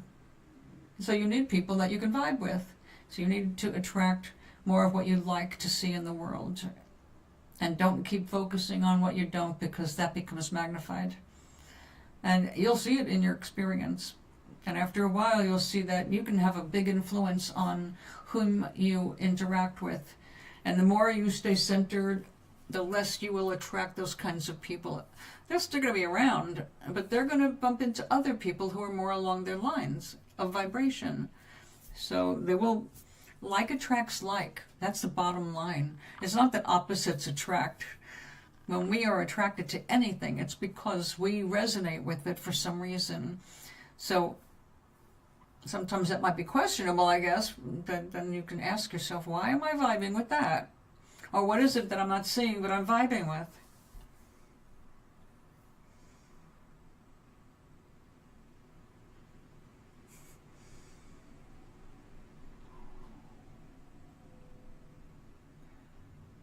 Yeah. Yes, that is when they change to suit being with somebody else. That is a sign of a not developed character. They're still figuring out who they are. That is, it's a weakness when you change who you are to be around other people. If they're bringing out something in her that is not something you like, that's important to take note of that. But young people are still finding their way around what they want to be and what they don't want to be around. It's learning who you are. And you have to make distinct choices. What do you want to be around? Because it's like, well, who do you want to be? What do you want to be? What do you stand for? And when you stand for certain kinds of things, whatever it is, you need to be around people who reflect that more. Yeah. 27 is still looking, or into your 30, 31, you're still figuring out some of just the basics of who you are and what you like. But believe me, the growth never ends. I learned more about myself in the last decade than I did the decade before that. A lot of it in retrospect, looking over the decade before. But I've learned a lot. And being alone has been one of the best things to ever happen.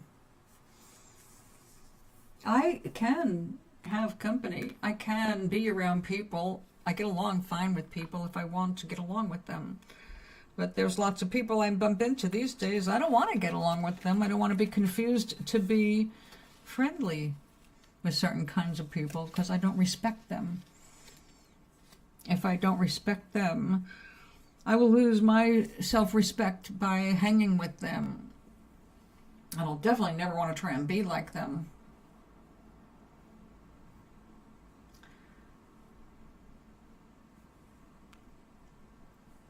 You could be very right. I've seen that too. America has an epidemic of 16-year-old dropouts. They've been dropping out for a while now, and I think that's why we see so much stupid in the world right now, in our country. High school dropouts. No, I can just get a GED. I don't feel like going to school. And they miss the socialization. They miss the learning about current events together. The last couple of years of high school are actually more important than people realize. It's not even about what you're learning in your class. It's about what you're learning in general, about the world, about people, about yourself. So,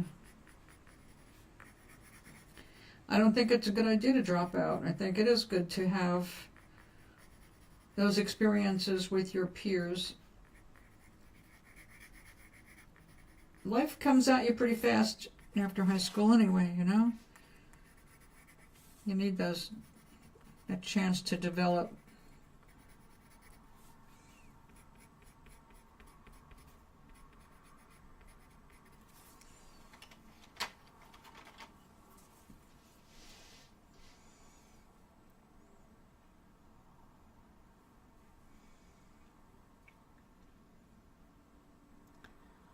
Well, there you go. See?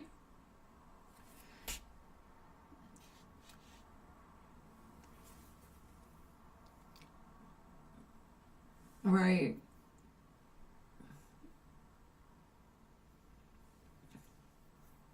Oh, good luck. The fact that she likes opera, I can see why you would hold it out hope for her. And there you go, Doc, see? We attract them.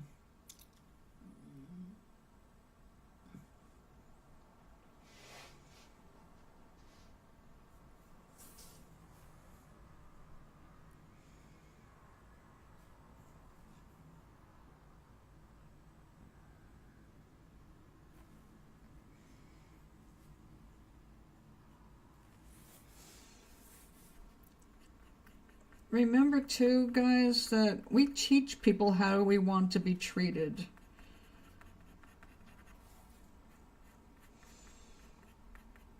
I finally told a friend of mine that, look, you know, I never demand people hurry to answer my email or my texts.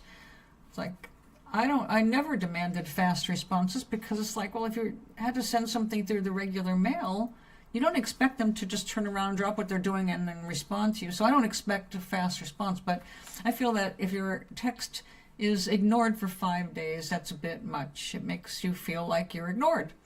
and other people have feelings too. So now I'm being treated like a friend. It's like, that's a little bit more like it.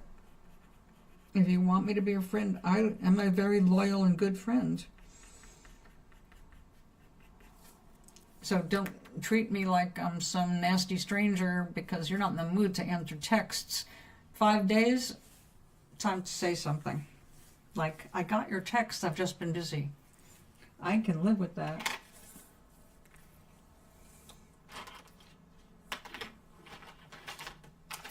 I'd say, where are the parents teaching people just general manners? But then our parents didn't have any of that.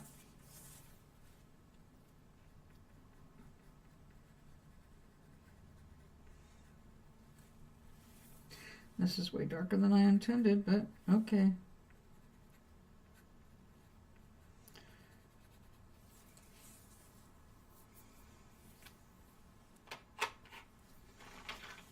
Now, Maui, because you've been working in the garden, that peace that you find in the garden gets you in sync more easily, right? It says that when you're in the garden, that's a great time. When you're feeling peaceful and good, that's a good time to intentionally focus on something you want to bring into your life. Because the only time we can draw things in is when we are in a good mood about it.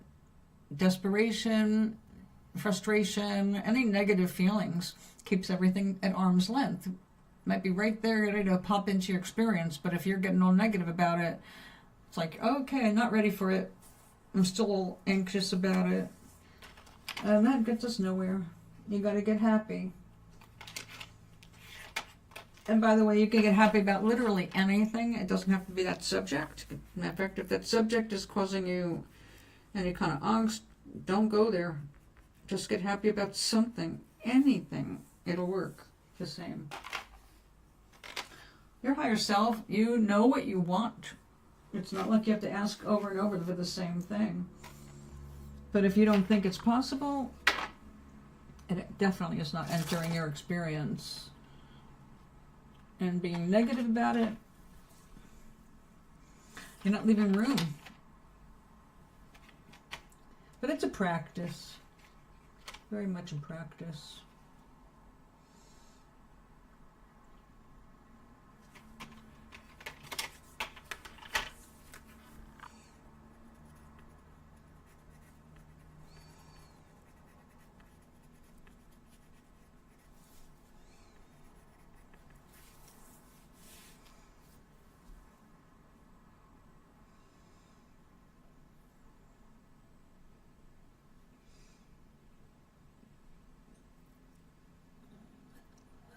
A caricature of an American, maybe?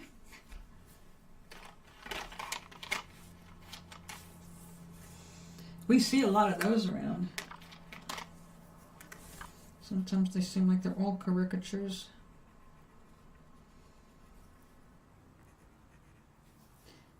But I am an American. So there you have it. Not always thrilled about my fellow Americans, especially not right now. But then again, a lot of them are standing up for what's right, and I am proud of them.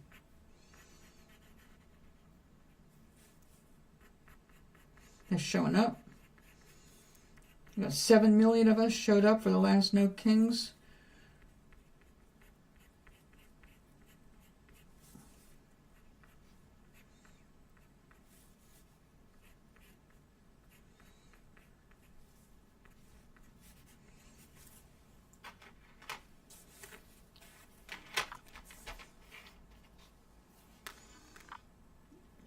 They are.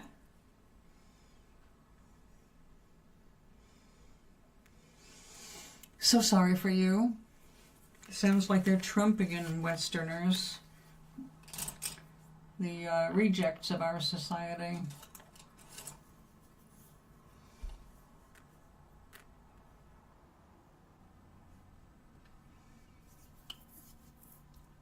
I don't know.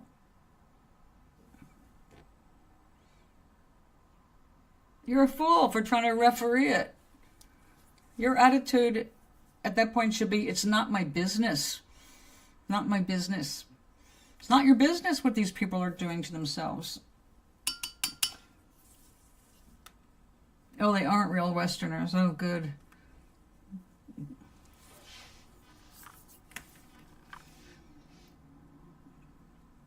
Maui, I used to stick my nose in all the time because people often do need some kind of support around here. But I gave them that for 3 years. Every Tuesday, I was down there for an hour and a half to help people with their energy. And I don't regret it. I loved it. And I loved helping people. But, you know, it's like doing cards.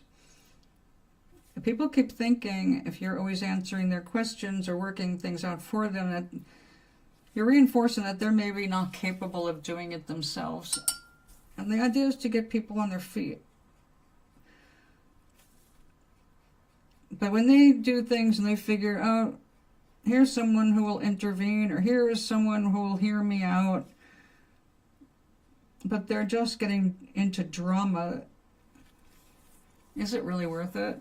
Is it changing anything? Do they go home better for it, or they're just going to be the next time they get together going to start the same shit all over again? One is Indian, one is Burmese, and the West one is Slovenian. Oh my goodness. Oh, well, that one doesn't surprise me. We have a Slovenian here. The president's wife.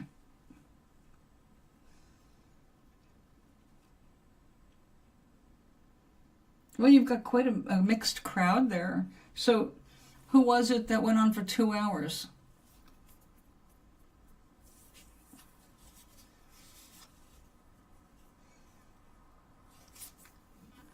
Doc, in case you weren't here to hear it, Vaping Cat is Shrek.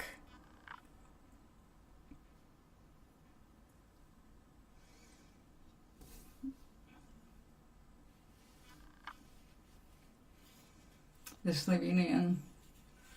Oh, am I surprised?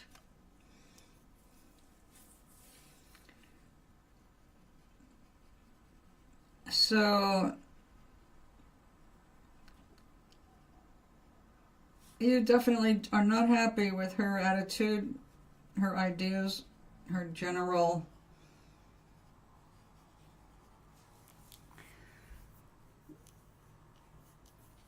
Okay, so which one are you going to the opera with? The Indian girl? Your neighbor or someone else?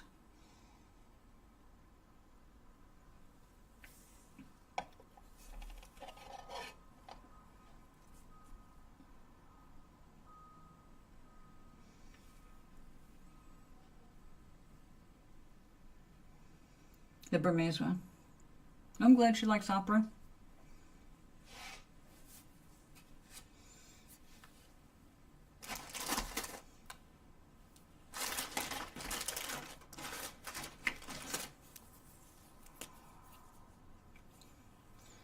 So,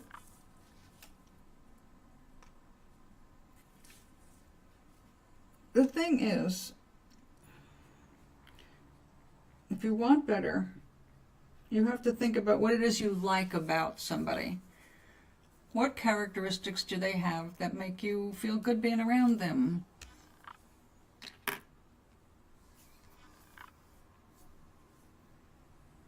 Are you talking to me, Doc, or Shrek?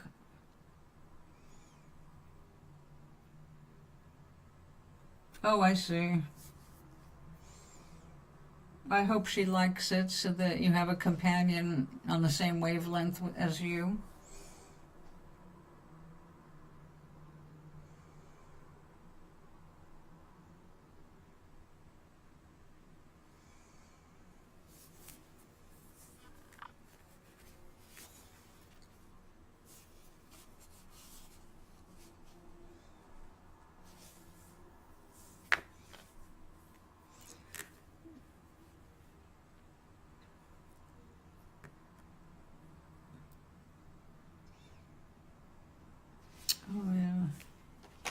looking in the wrong spot. Maybe we'll do some ornament looking names.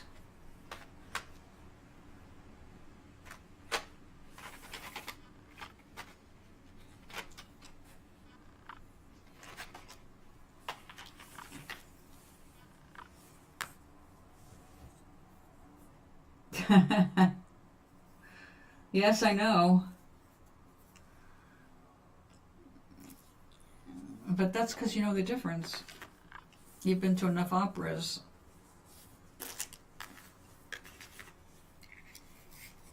If I have to say, I respect that a great deal. My father took me to a few operas. I loved the heck out of them. But as an adult, I've not made it. I've seen Broadway shows on Broadway, but I have not been to an opera since I was a teenager. I've listened to many operas since then, but not been to one. Oh, that's great. Yeah, that is a... Yeah, that's definitely Shrek. Shrek's in school, into opera.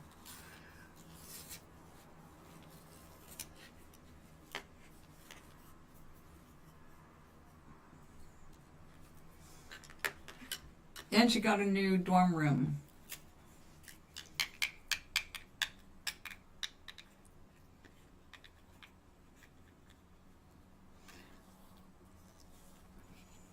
Making sure it's you. All the new names.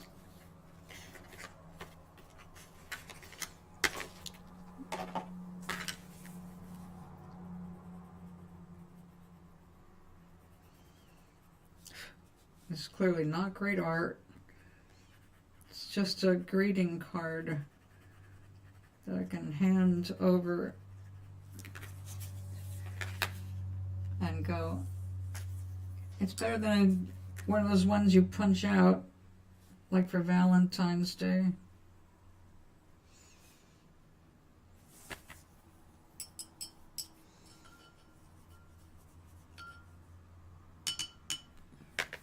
You got it. You're all caught up now.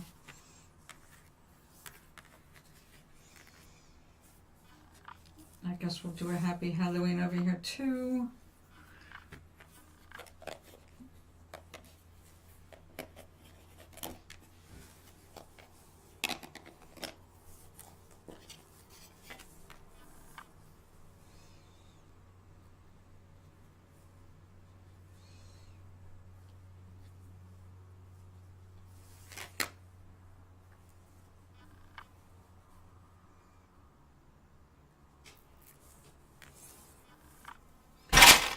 Ow. Today in the grocery store, a woman came up to me and carried on so about my jacket. How different it was, how much she loved it, and would I tell her where I got it. And I will tell you in that moment, I almost didn't tell her. Because I don't want everybody copycatting me. I like to be different. I am so far the only person I have seen in, well, this is my second winter with my jacket. I'm the only one I've seen with that jacket. And I get compliments on that jacket everywhere I go. I need footprints. I like the footprints I do instead. Show us your foot.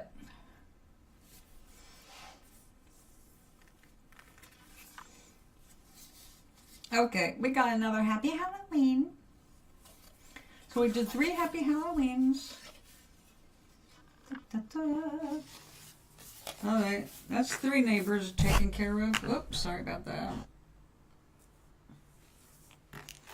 I was so glad that I found these old stamps from back in the 80s when I was selling these stamps.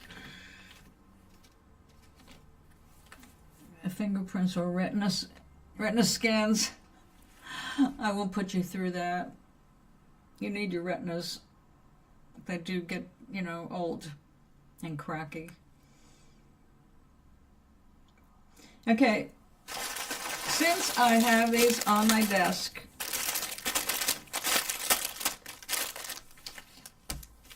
I have more. So who wants a cookie? No, I'm not a cookie. I'm going to throw the cookie away, but I'm going to give you the fortune that's in the cookie. So, left, right, center. Shrek, you first. Bad Kidda, if you're still here. The magic cookies.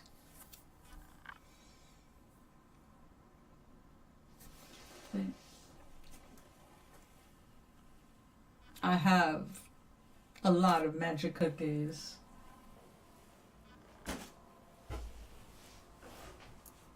Center. You got it.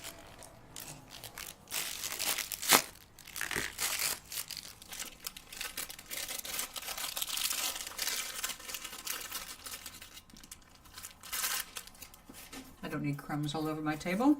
I have done that before. This is great! Your luck will bring you joy and fulfillment in your career. I don't know if you can read that, but I am lying. It's probably backward for you, right? Your luck will bring you joy and fulfillment in your career. That's lovely.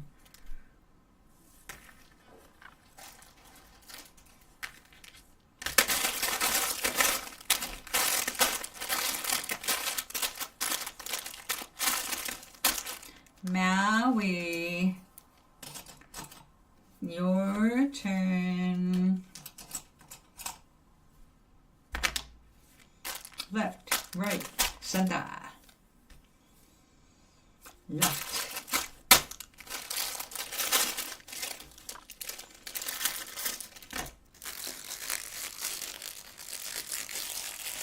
Were you all here when I had a cookie that had been opened?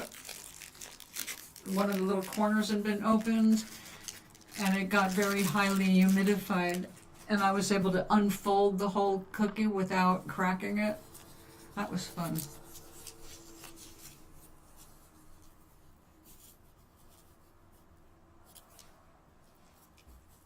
Ah, well, look at that. I told you, you got to think positive for yourself.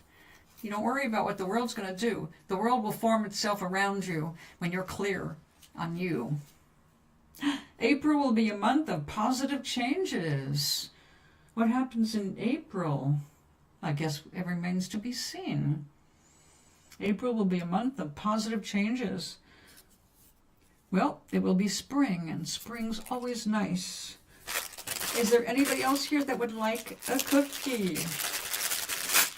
I see 3 people up there, in theory, but one of them might be me. I haven't had one.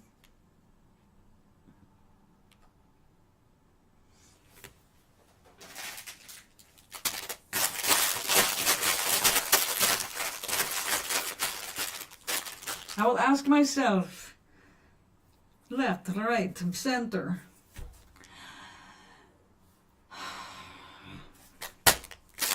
I can never make up my mind. I just didn't want to break. Ow. And now it did. It better be a good one after that. Oh, that's going to be a messy one.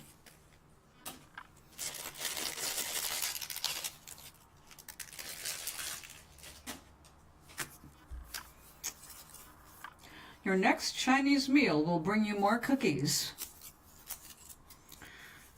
It will, because I always buy more to take home for you guys. Change is the price of progress. I didn't want to see that. Change is the price of progress. Well, this is true. Because you see, if I succeed with my goal for my novel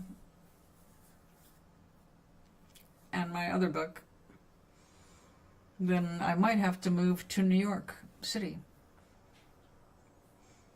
So you never know. I have left that open and up to the universe to guide me as necessary. But right now the only thing I want to do is finish the books, which is not happening at a fast rate. the way the second one did. In April, you will win the lottery. All right. By the way, you want to know the secret to making that really happen? Every single day, when you do something that you do every day, a habit, all right? You want to take a habit that you already have, like brushing your teeth. And while you're brushing your teeth, you can say, in April, I win the lottery. In this coming April, I am winning the lottery. I won the lottery. Coming April, there's a lottery and I'll be winning it. Whatever it is, you've got to be in a very positive, I am going to win the lottery in April. And very, very easily said, okay? Don't make a big deal about it. Just say it. Make sure you say it every day around the same activity that you do habitually. Feeding the cat in the morning. As you're feeding the cat, in April, we're going to have so much money I can get you your own little castle. Something like that. Imagine what you can do with a lottery winning. And be happy about it, or just keep moving on to the next subject. Don't stay there. But every day, see, the reason you do this every single day, and at best, if you really want to make ascribe it to a habit, stick it to a habit that you already do. And that's how you program your subconscious mind to attract things and leave room for that attraction.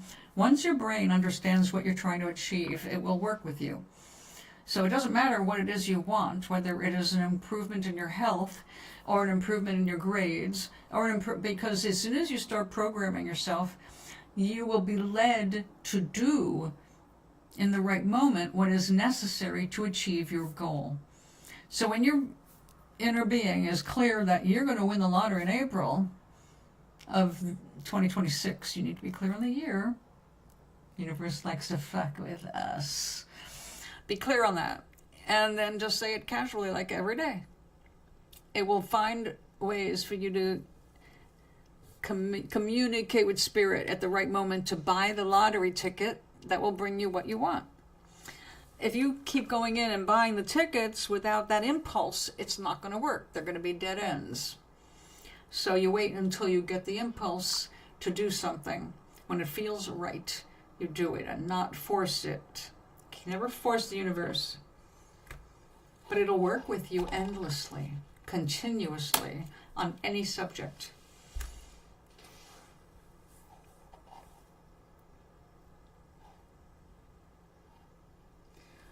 Well, you don't have to specify the price. What you want to specify, because prices change, what you want to specify is, as you are thinking every day, like I said, okay, make it something that you do every day, whatever that habit might be. When you sit down for your cup of coffee, if when you sit with your coffee, you give yourself chill time without distractions, you do that for a couple of minutes and go, yeah, you know what? In April, when I win the lottery, I am going to buy a new coffee maker, or whatever. You have to think of a thing you're going to be able to buy with the money. So the universe is clear on, if you were clear on the, let's say, the make and style of car, you don't need to know how much it costs. If that is what you sincerely want with your certain living conditions, then you have to include that into your imagination. But if it's more reality focused in what you want really, all right, a lot of things that we think we want, we really can't get up the juice for it because it doesn't feel like that's really us. Now, I know a lot of guys, I know you've mentioned a fancy expensive car. Matter of fact, I think the car you want costs what, like $250,000 now? Well, yeah, right. You don't want to win a $20 bill. That's why I said you need to imagine what you want to attract. Look, when we were talking about attracting things you wanted, you needed music in the garden. You didn't put a price on it. You knew what you wanted, and what you were feeling about was you wanted music in the garden. And then out of the blue, you got gifted a headset that's worth $500. You didn't just get music in the garden. You got top shelf music in the garden. You left it to the universe to figure out how, when, where, and why. You don't have to have the specifics of how much that cost. It would have thrown you off the path. Prices are always changing. Deals happen. Don't put yourself into a box. The universe doesn't need that. Just be clear on what it is you desire. Okay, you want better grades. Let's say you want better grades. You know, in practical terms, to get better grades, you need to study harder. But you don't have to study everything at once. And a lot of times you're not going to get tested. Like if you want to study for a test, I want to ace this test, you're going to be led intuitively to the stuff not just what the teacher said you need to learn, but it'll guide you more directly to what you really need to know for that test. Your intuition will come into gear when you're not freaking out about it, but you're like, yeah, I'm going to ace this test. I know I'm going to ace this test. And that's the self-talk. And then to ace it, your subconscious mind will direct you toward what you need to do to ace it. And as long as you don't fight with yourself over it, it goes smoothly. So, same thing with buying a lottery ticket. Same thing with picking out your next outfit. It is not something that you can necessarily see at once, but then when you start feeling about it, you go, yeah, I can see myself in that. I can see myself. I'd really like a designer dress, or a designer car, or whatever it is. There's nothing that you can imagine and feel good about that you can't have. That you can hold yourself up from getting it by going backward with your emotions, getting caught up in things that are not going to do you any good, wasting your energy, wasting your time, taking your attention off what's meaningful in your life. Gary! Mr. Gary is here. Shrek is here. Shrek's other ID is Vaping Cat.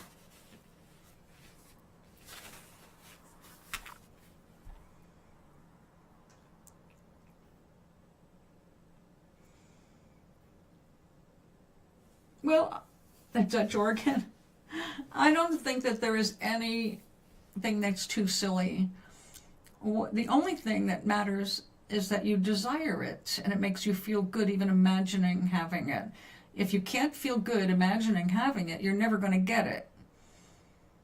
You can't think bad things about something and get it. That's why I warn people all the time. Don't be quoting things that are misquoted anyway, but money is the root of all evil. It's not. And that's also only half of the quote. It's not right. We brainwash ourselves into not getting money because we believe ourselves to be good people. And if we think money is the root of all evil, it doesn't match our psyche. At the same time you're saying, I want money, part of you is saying, but money is a sin. Money's bad. Too much money is bad. People get strange when they have too much money. No, money just brings out your character. It shows you who you really are. If you have to have money to flaunt it over people, it ain't getting you very far, and it certainly isn't going to win you any friends. Think of the people who may have a lot of money. They have way more money than they will ever need, like Keanu Reeves. Keanu is known for riding the subway. He doesn't even own a car. I think he owns a motorcycle. He doesn't own a car. He doesn't need all that shit. He doesn't have to be ostentatious. He doesn't get all dressed up to walk on the streets of New York. His wife is an artist, and she too is not ostentatious. They have all the money they will ever need. They're generous. They're modest. They live an unassuming kind of a life. They will always have what they need. But people who are busy just using things to show off to other people end up very shallow lives, unhappy, because once you have that thing, whatever it is, no matter how much you wanted it, once you have it, within a few days, it's old news. Yeah, you can still enjoy it, but it doesn't have the thrill attached anymore because you got it. You have to find something else with juice to get you charged up again. So yeah. All right, look at that. Gary is red neon. Mr. Gary is red neon. Duck is Maui. Vaping Cat is Shrek. King Shrek from Twitch. And please remember, everybody, thumbs up me. It helps. And if you even have the urge, leave a comment of 7 words or more. Yes, that's actually the algorithm here on YouTube. Comments need to be 7 words and then some, minimum, to count for the algorithm. Isn't that clever? And thumbs up count and subs count. I need 1,000 subscribers so that I have more control over my live videos, the ones I do on my phone. So yes, whereas I never gave a shit if anybody liked me or not, when it comes to the thumbs up, apparently I need them here on YouTube.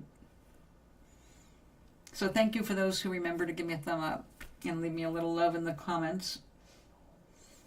You imagine the good thing, and if you can see yourself having it and you can feel good in imagining it, then your likelihood of getting it is way up there. Only your own self-doubts about the ability to have that will get in your way. So it's a practice. It's not, nobody walks around, even me, happy all the time, because nobody has that kind of energy. You can't stay on that high flying plane all the time. You're going to have to come down to human levels now and then. Practical things work. Having to meet unpleasant customers. But the more time you spend in your day bringing yourself up, the less annoying things are going to come up. You will meet nicer people. People will be more polite to you. You'll get more smiles. So, you know, you're going to get back energetically what you're putting out. Always. It's always happening. So if you become more observant of that, it gets easier. It gets easier as you go along every day. Yes, I know. And see, that's the problem.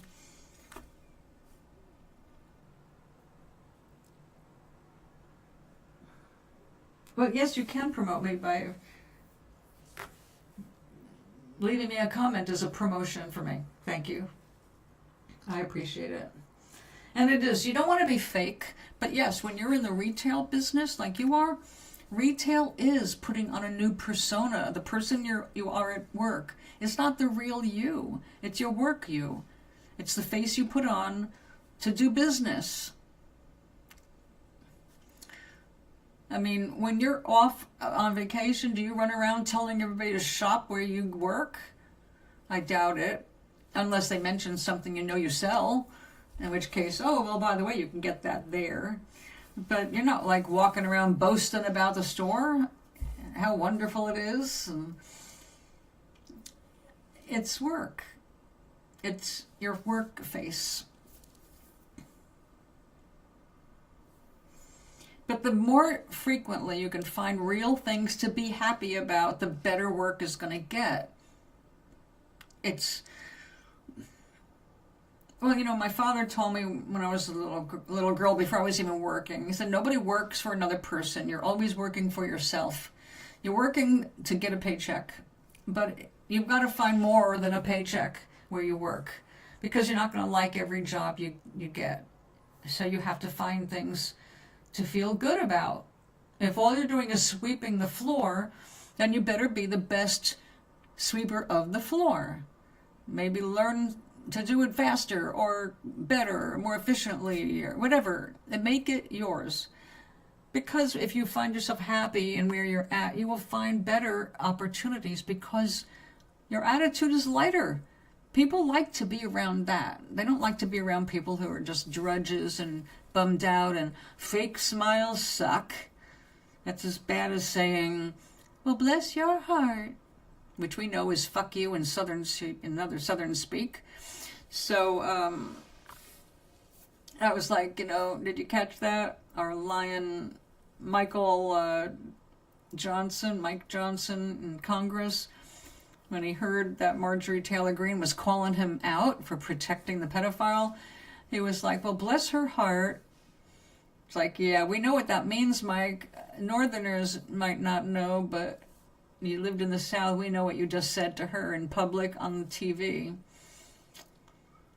And she knows what you really said. So there's words that come out of your mouth, and then there's words that have the meaning behind them that other people get. So we don't want to be fake if we are always being fake, we feel like we are untrue to ourselves, and that's always going to set up a conflict.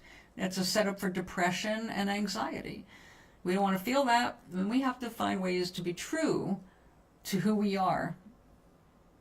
Now, it's harder for you because you are working in a retail situation, but it's easier for people like me and Doc because we can, well, we're retired.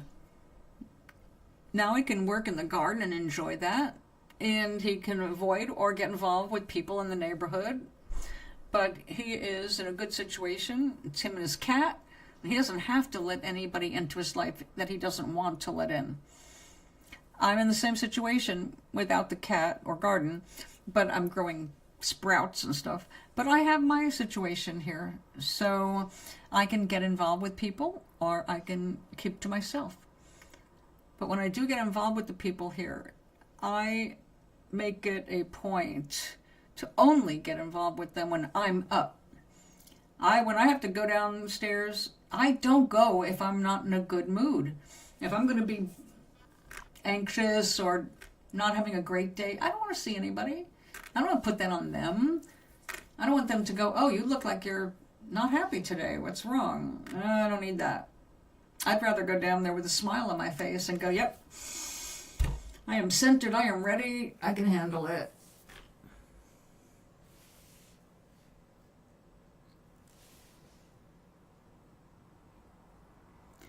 But the fact that you have anything that can give you peace, that's wonderful. The whole world is not prepared to give you peace. The whole world is busy with itself. That's why we have to find things that give us that peace, find things to connect with, things that make us joyful, because it's going to be different for everyone. And even that changes as we age. What I loved doing 40, 50 years ago is not what I'm doing now. Today, this morning, I went down memory lane because I went with my friend on a drive that she was feeling a little insecure taking by herself, so I went with her. And it was straight down a road I used to have a lot of history on because I drove up and down that road when I was a musician. Here, there, I walked there. My father had a shop there. I played there, and I played there, and I played there, and I played there. It's like, oh my God, it was like going back in time 45 years ago when I used to live here. So it was really interesting to see that.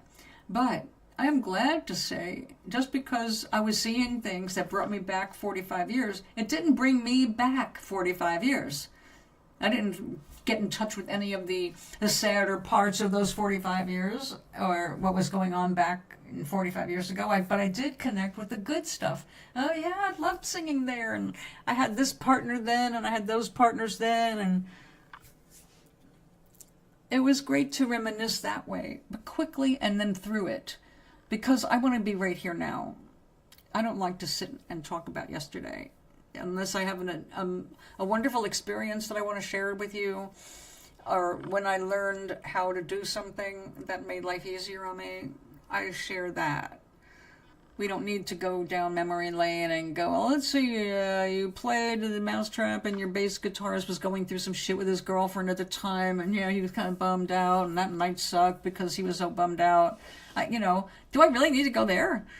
I'd rather go into like, oh yeah, we had so much fun there, we had fun there, we had fun there, and that had really good food, and boy, I got drunk in that place, and I'd rather just like touch those memories and move on. So it was fun, but I don't need to go down that road every day. So today, I have other things to think about.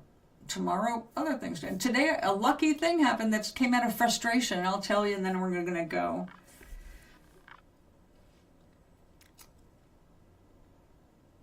Oh yeah, that's a warning. That's your intuition speaking up loud and clear. Yeah, vampires. They're energy vampires. That was one of our subject 18 years ago, getting around people who suck the life out of you. Energy vampires. They don't even know it most of the time, but that's what Shrek just experienced at a birthday party. An energy vampire spent 2 hours talking about bullshit at somebody else's birthday party, and the birthday girl didn't get weird and edgewise. 2 hours. They held the floor being an asshole. So, and everybody was too polite to say anything. That's what I was saying. Hey, that wouldn't have been me. Because, yeah, if it was just me, I would have kept my mouth shut, because that's me. But when I see my friend being disturbed, I would have been all mouth.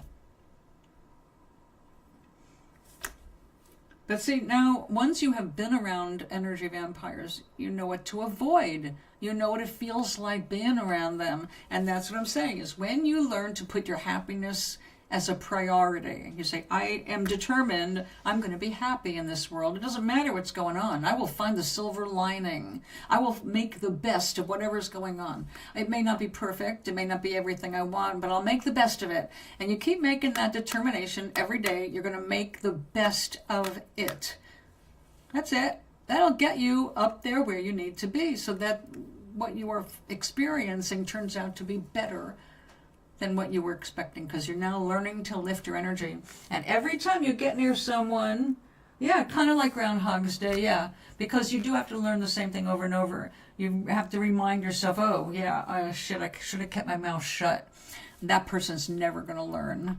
They're never going to change, and I'm just wasting my energy. I don't need to do that. I'd rather use that energy gardening, playing with my cat, taking a walk, going shopping, doing my laundry, anything but being around that person. So it is a honing of that skill.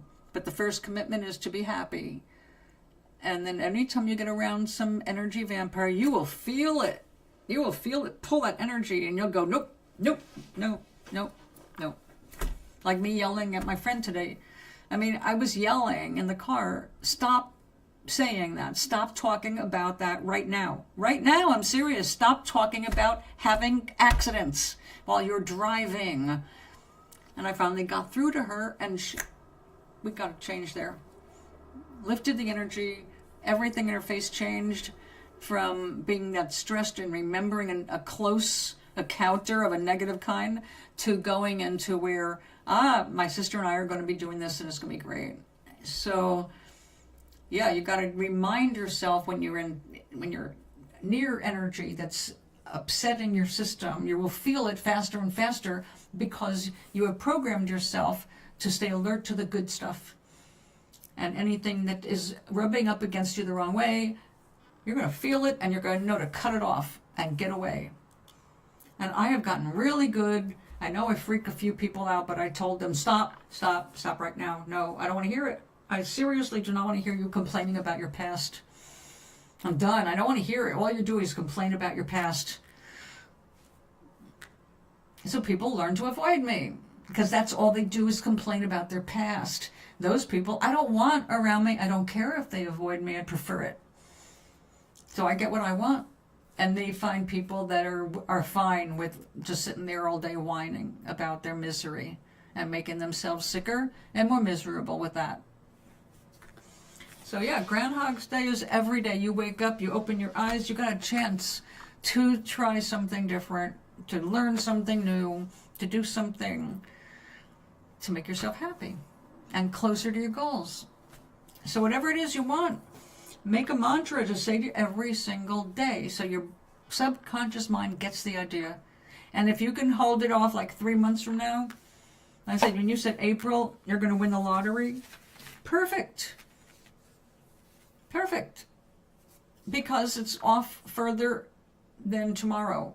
It gives you a chance to program yourself to have that energy being open to winning a lottery for real. You have to make it feel real.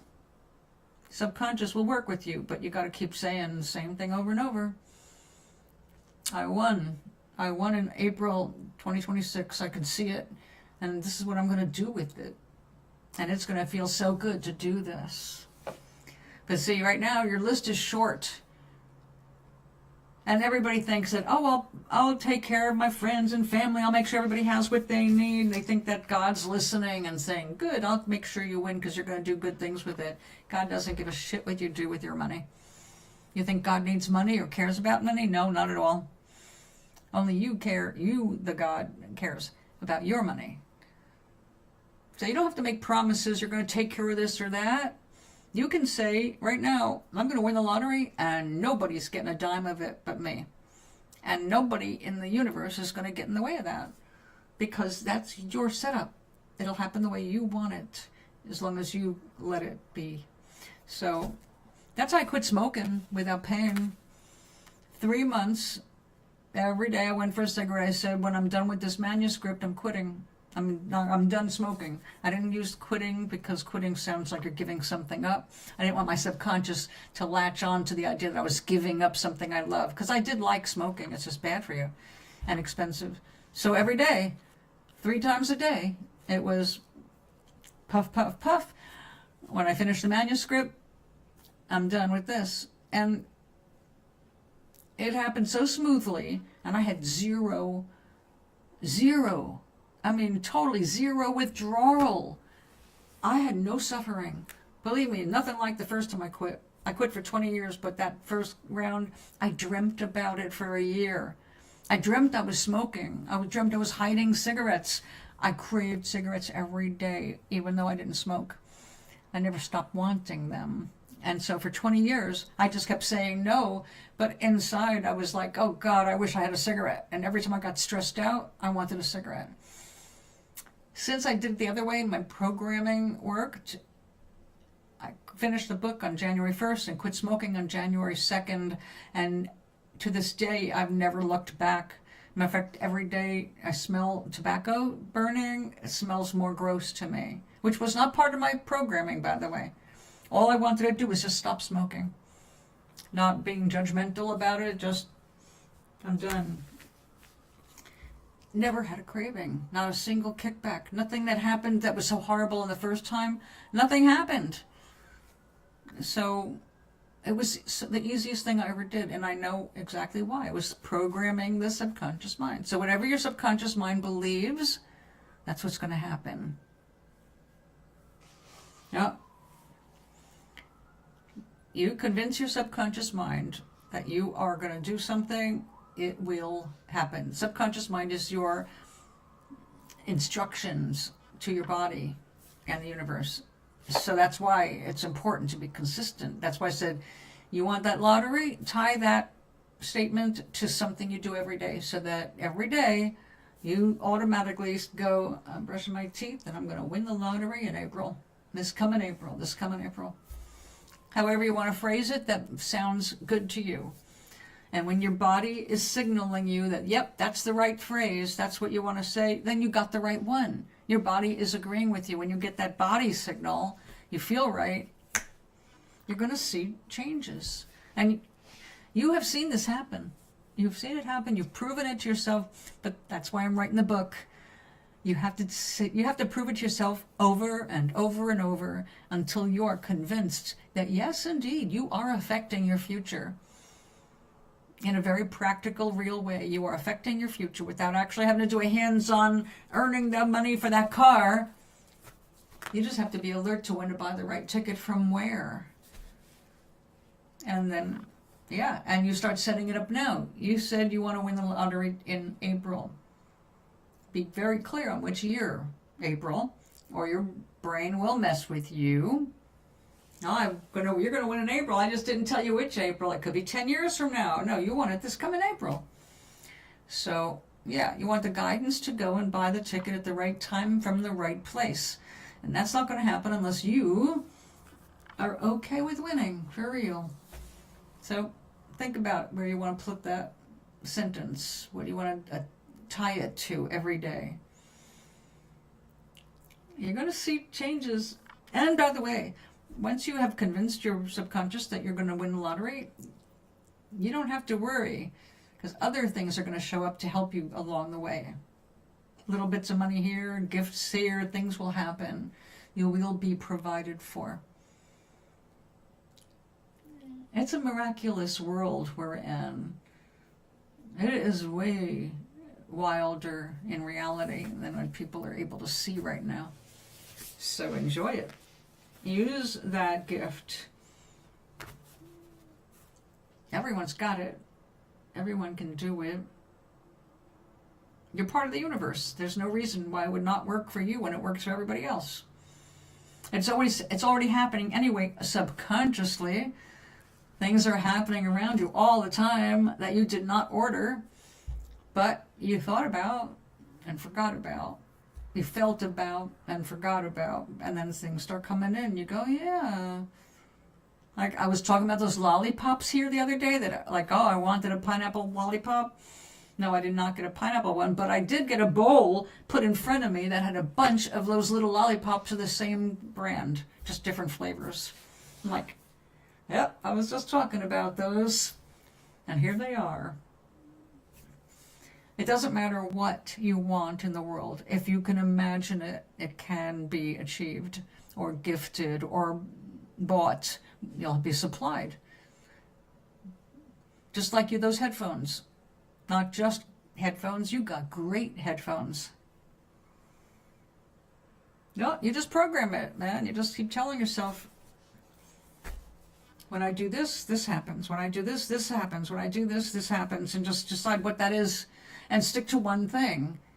Don't program all day long because then you just make yourself crazy. But your brain will take all programming on board, including the negative, which is why we try to keep positive. It's not the positive thinking that makes everything shift. It's not positive thinking that's creating. It's just keeping your attitude lighter.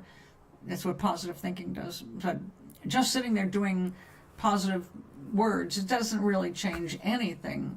That's why you need to understand this is about your vibration, not the words. It's the feeling.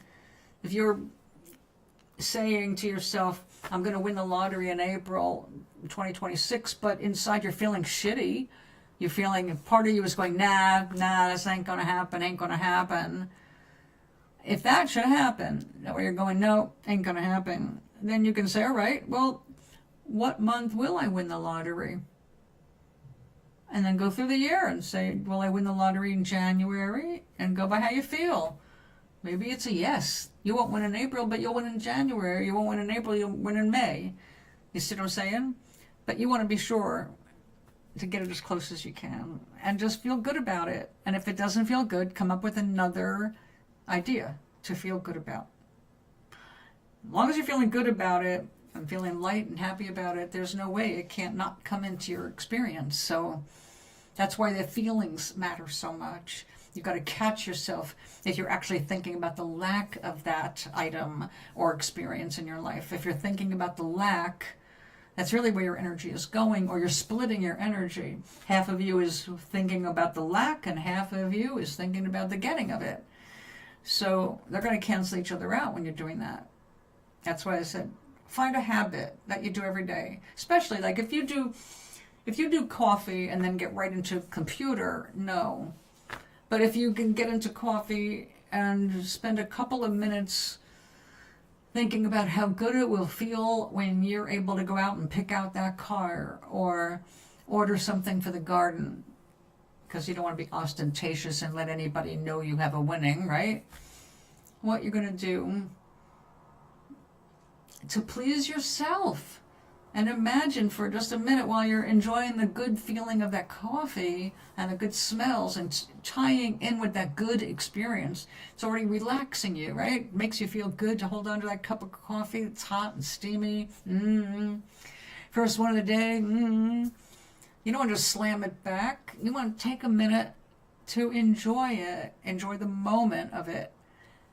And then while you're doing that, say, and when I win the lottery, I am going to go and stockpile this coffee or whatever. You know what I'm saying? Just come up with a happy thought connected with winning the lottery. And just enjoy the thought for a minute and then think about something else. The brain does cooperate. It's not the logical brain, it's your subconscious brain, which runs, actually most of your brain is subconscious. So it's not the logical one that works things out. That's the part you use to identify what you want in this world and how you're going to create things, like if you want to do art. That's your logical brain. The unconscious is the part of you, your brain, that hears you, hears your self-talk. That's why we talk about self-talk being so important. What you say to yourself is the most important thing your brain is going to absorb. So self-talk, that's what your subconscious mind is hearing, what you tell yourself. So tell yourself good stuff. I'm winning the lottery in April. I get these little fantasies pop up in my head every once in a while that I'm going to get a publishing deal, but it's going to bring me to France, where I'll be able to do some writing in France. Wouldn't that be awesome? Finally get my dream of seeing some of France and writing abroad. So, you know, I don't see how that's going to happen, but that doesn't mean it can't happen. If I feel good about it, that might be exactly what happens.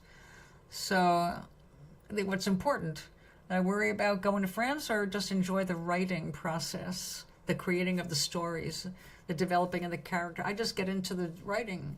So that's my first priority, is enjoying the process of writing and feeling good about it, because I know it'll eventually pay off in some good ways. That's it. And now I am going to pay off myself with making dinner.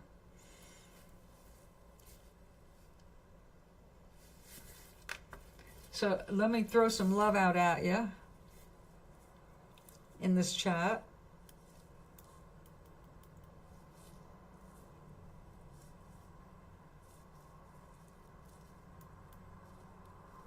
And there's your coffee. Aloha. So my friends, thank you so much for staying around, especially since I never shut up.